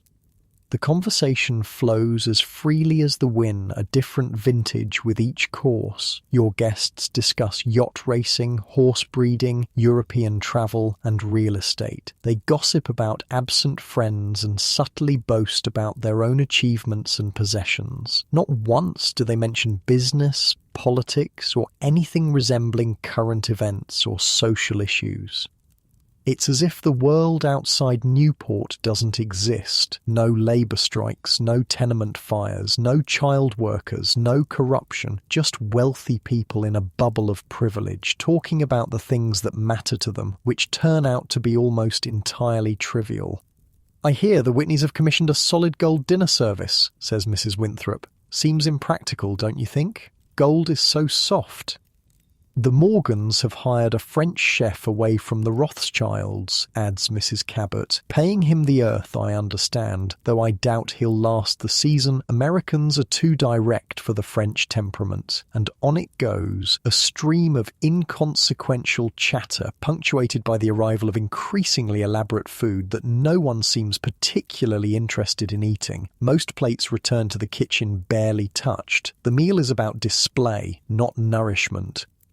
By the time dessert arrives, an architectural wonder of spun sugar and sorbet, you're exhausted by the performance of it all. Every smile, every compliment, every gesture in this world is calculated. Nothing is genuine. Everything is competition. After dinner, the men retreat to the smoking room for brandy and cigars, while the women gather in the drawing room for cordials. Another Gilded Age ritual of gender segregation.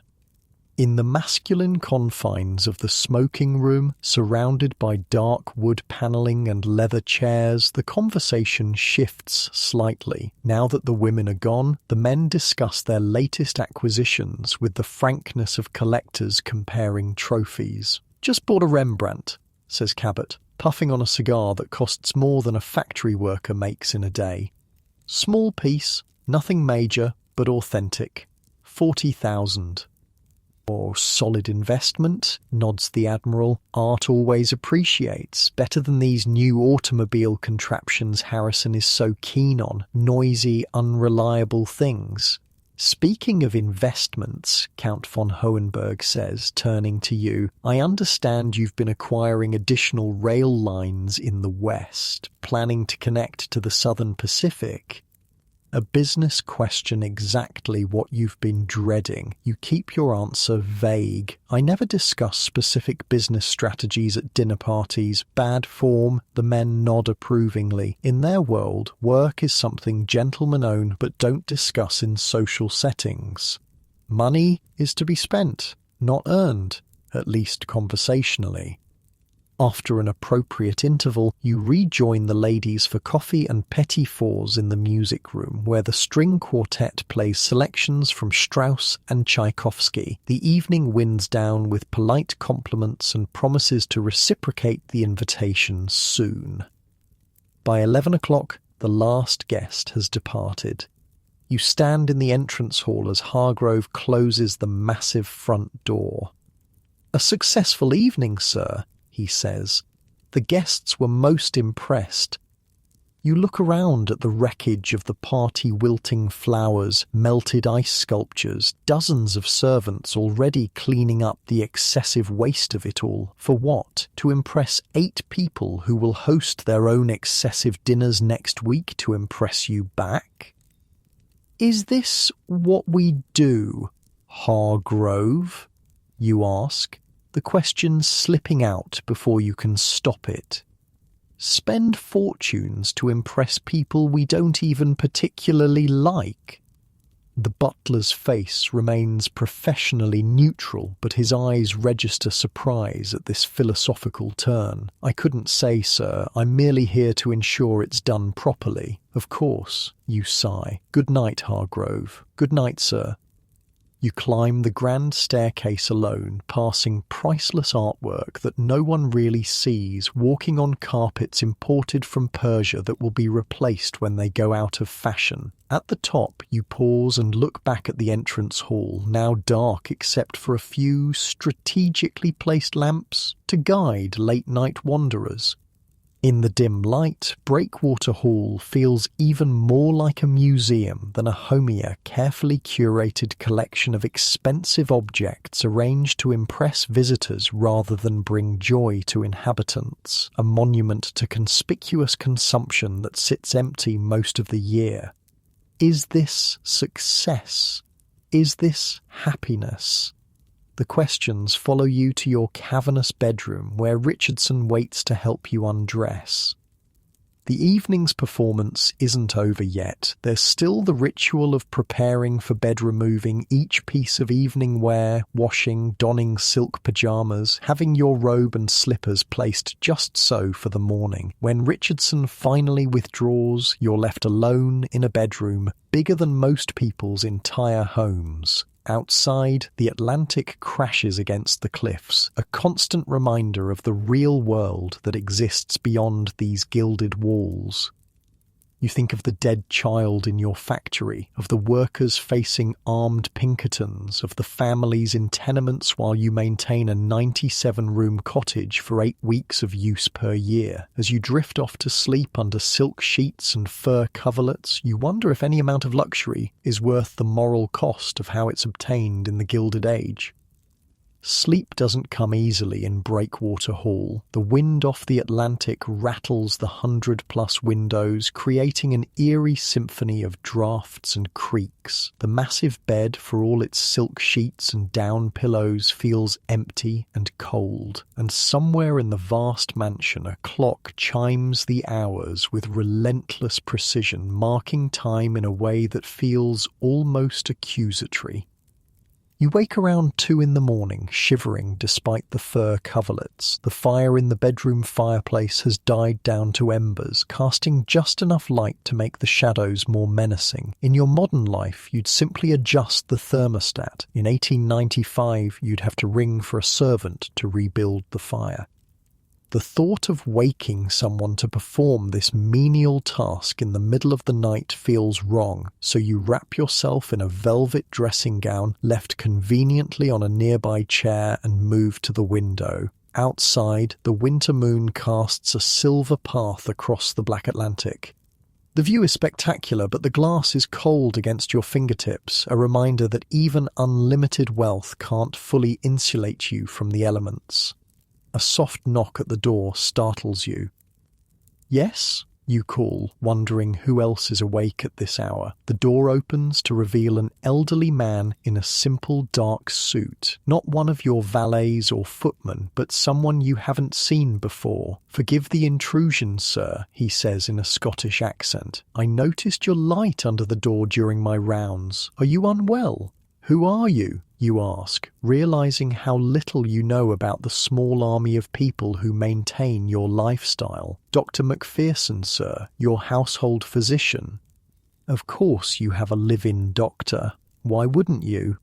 "I'm fine," you say, "just having trouble sleeping." The doctor nods knowingly. The sea air takes some adjustment. "Perhaps a sleeping draught would help? I have my bag with me." Before you can respond, he's already opening a worn leather medical bag and removing a small blue bottle.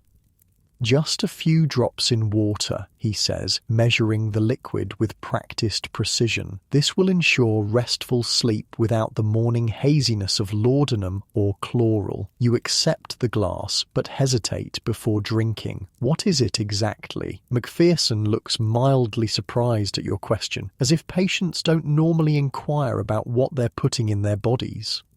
"A bromide compound with a touch of valerian. Quite safe, I assure you. I've been prescribing it for your digestive attacks for years." Digestive attacks? Apparently your Gilded Age body has health issues the original owner hasn't shared with you. "Is that something I should be concerned about?" you ask cautiously.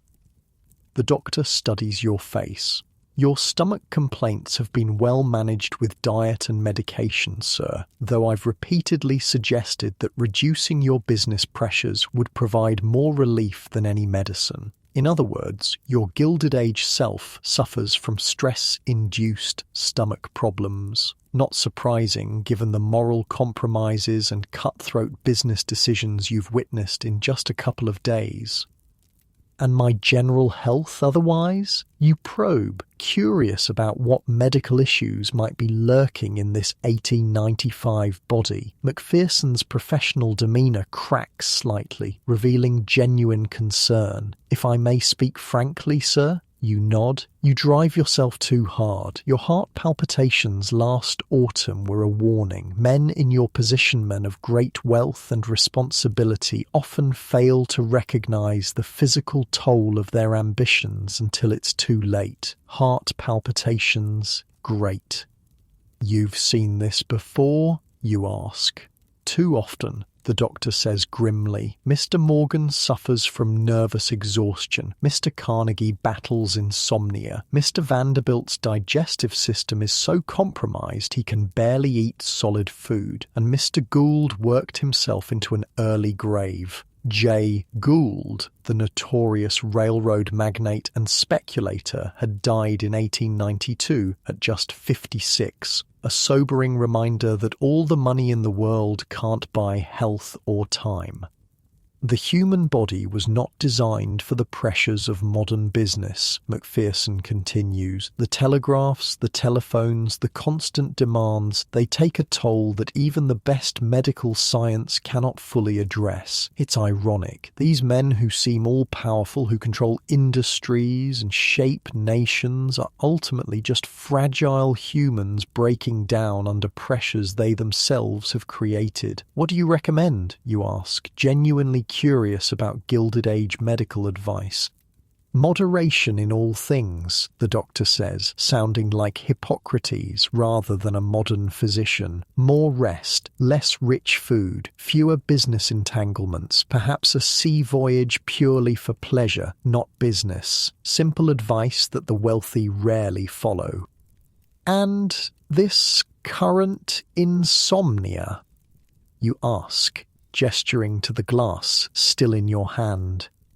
A symptom of an overactive mind. The draft will help tonight, but addressing the underlying causes would be wiser in the long term. You down the medicine, which tastes bitter despite an attempt to mask it with sugar. Thank you, doctor. I'll check on you in the morning, McPherson says, packing up his bag. Ring if you need anything further. When he's gone, you return to the window, waiting for the draft to take effect. The doctor's warnings echo in your mind. Heart palpitations, digestive problems, nervous exhaustion, the physical price of Gilded Age success. And it's not just physical health at stake in this era. In a time before antibiotics, before modern surgery, before many vaccines, illness that would be treatable in your time can be a death sentence in 1895. Appendicitis, pneumonia, infected wounds, all potentially fatal. Even childbirth remains perilous for women of all social classes. Money provides some insulation, private doctors, cleaner living conditions, better food, but the rich are not immune. President Cleveland had secretly undergone cancer surgery on a yacht just 2 years earlier to hide his condition from the public and prevent financial panic.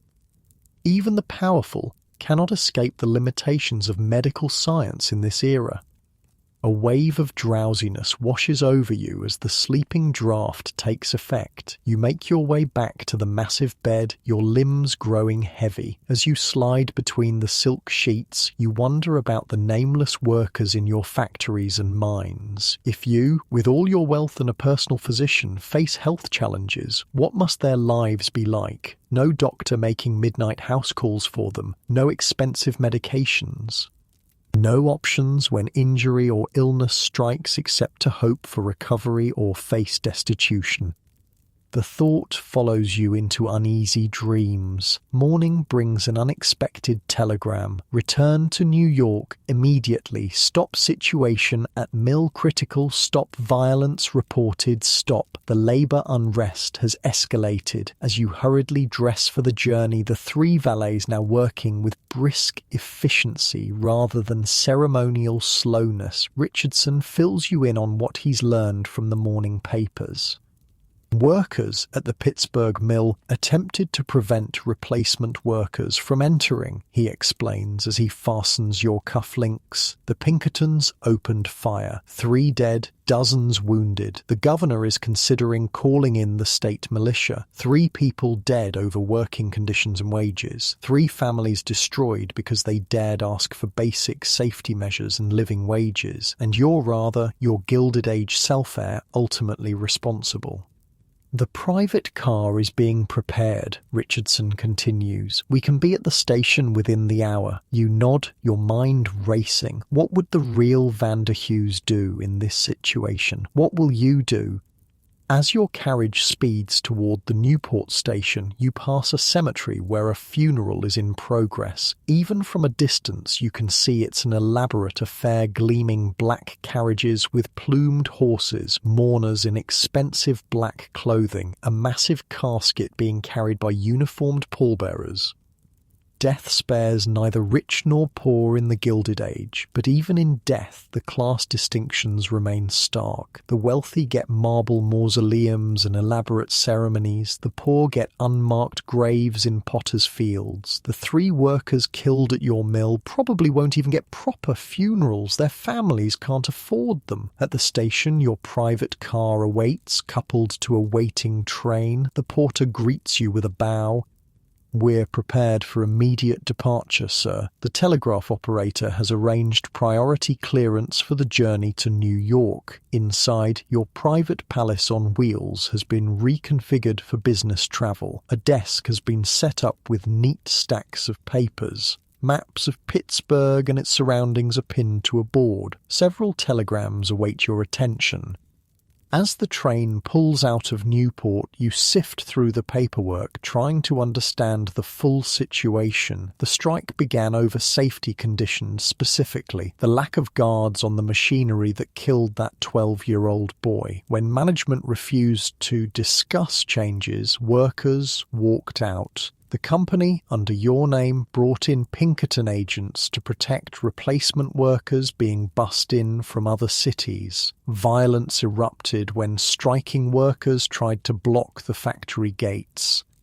It's a sadly familiar pattern in the Gilded Age workers, desperate enough to risk their lives for basic safety, companies willing to spill blood to avoid cutting into profits. One telegram catches your eye. It's from your son, currently at boarding school. Father stop newspapers, reporting trouble at mill. Stop, are you well? Stop, Edward. Your son Edward is aware enough of world events to be concerned about the situation, a small humanizing detail in this otherwise cold business affair.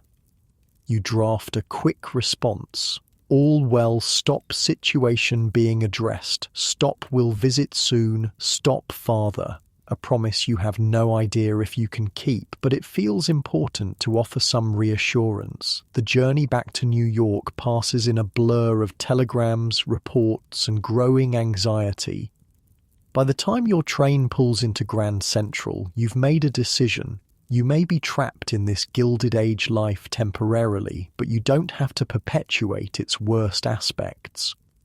Your carriage takes you directly to your Fifth Avenue mansion, where Constance is waiting in the entrance hall, her face tight with worry. "George, thank goodness you've returned," she says, allowing herself a brief touch of your arm about as much public affection as is permitted in upper-class marriages of this era. The newspapers are calling it a massacre. The governor has telegraphed twice. "I need to go to Pittsburgh," you say, the decision crystallizing as you speak it. Constance looks shocked.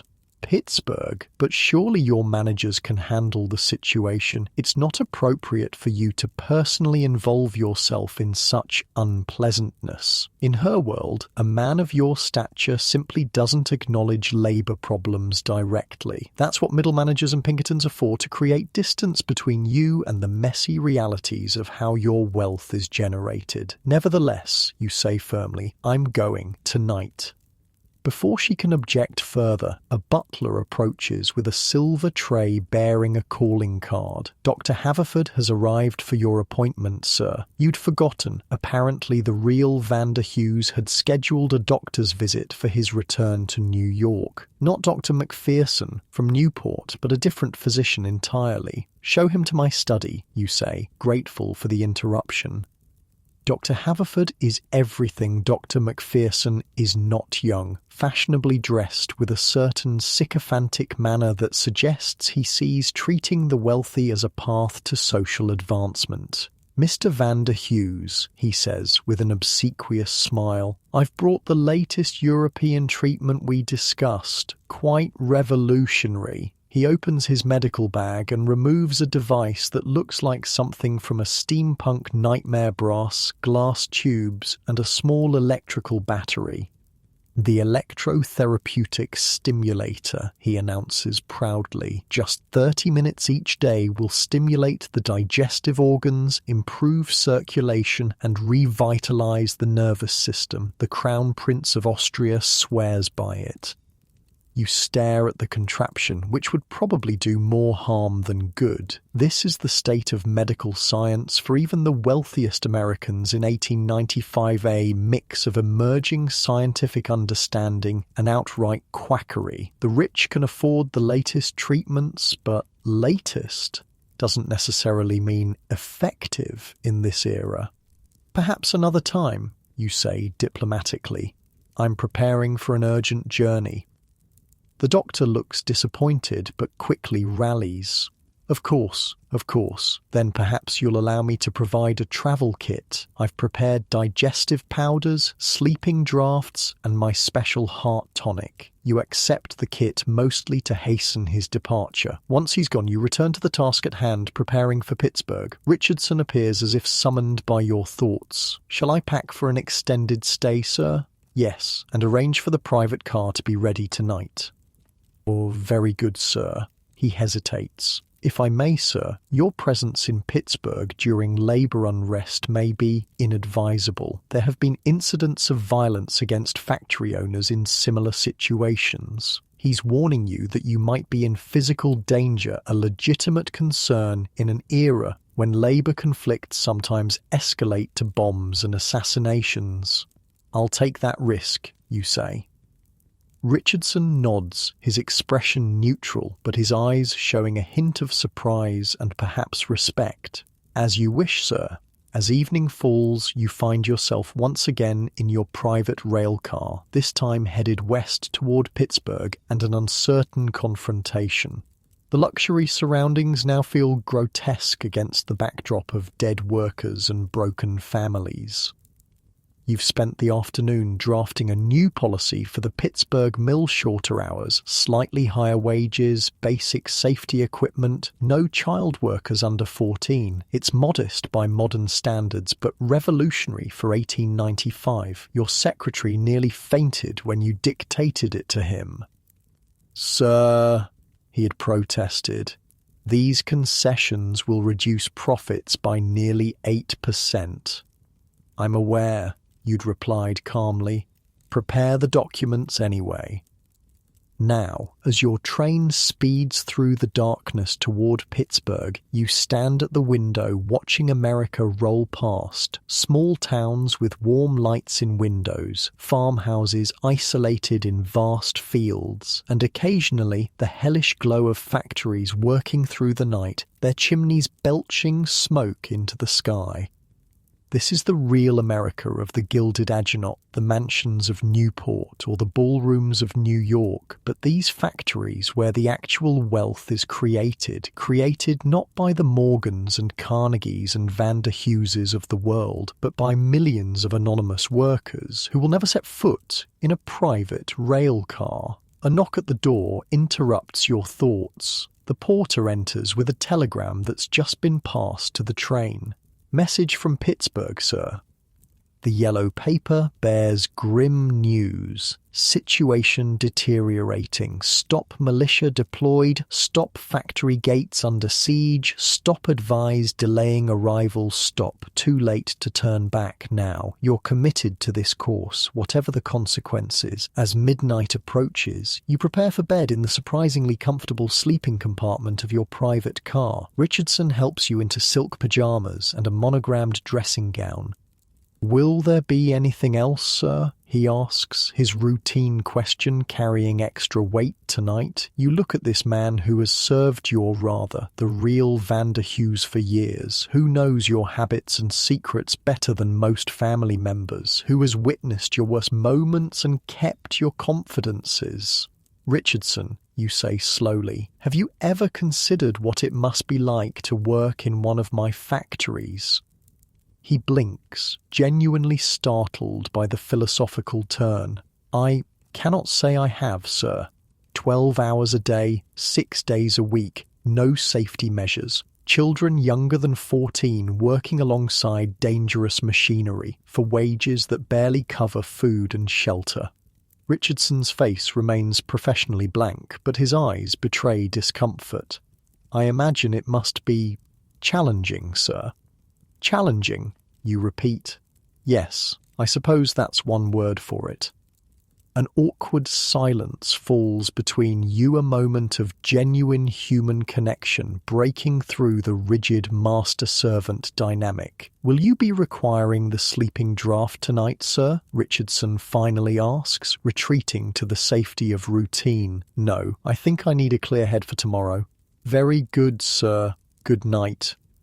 When he's gone, you lie in your berth, feeling the rhythm of the train as it carries you toward Pittsburgh. The gentle rocking should be soothing, but sleep remains elusive. You think about the workers who will greet your arrival not with the bowing and scraping of household servants, but with anger and suspicion. To them, you're not a human being, but a symbol of oppression, a faceless entity who profits from their suffering. And they're not entirely wrong, are they? Your beautiful mansions, your private rail car, your army of servants, all built on the bent backs of workers, all paid for by a system designed to extract maximum profit at minimum cost, human or otherwise. As the train speeds through the darkness of rural Pennsylvania, you wonder what will happen when you reach Pittsburgh. Will your modest reforms be enough? Will the workers accept them? Or have things gone too far for compromise? Will you find yourself facing a mob? Or worse? And what if you wake up tomorrow back in your own time? Will the real Vander Hughes return to his body, tear up your reforms, and unleash more violence on his workers? Is anything you're doing making any real difference? Outside your window, the night is punctuated by the glow of steel mills in the distant Pittsburgh coming into view in the pre-dawn hours, the steel city where fortunes are made and bodies are broken in equal measure. You think about the contrasts you've witnessed in just a few days as a Gilded Age billionaire, the 97-room cottage in Newport and the tenements of New York, the 12-course dinners and the workers who can barely afford bread, the army of servants catering to your every whim, and the children working 12-hour shifts in your factories. America in 1895 is truly two different worlds, and you've had the rare privilege or perhaps burden of seeing both.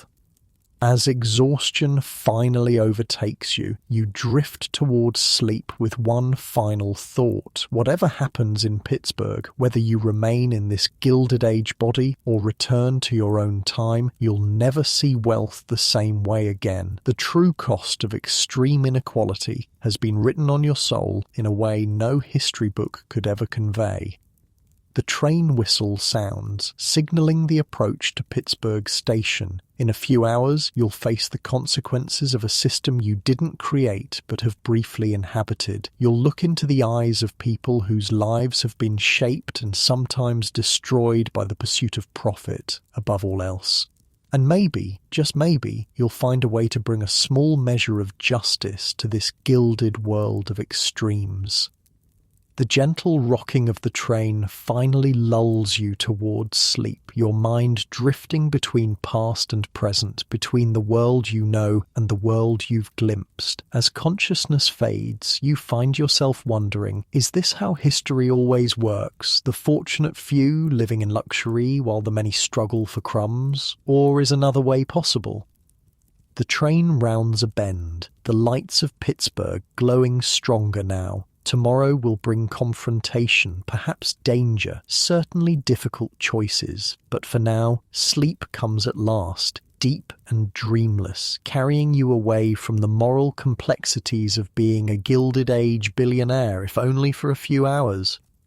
Your last thought before darkness claims you is simple but profound. In any era, in any economic system, the measure of a society isn't how it treats its most privileged members, but how it cares for its most vulnerable. And by that measure, the Gilded Age, for all its mansions and artwork and technological marvels, has failed dramatically.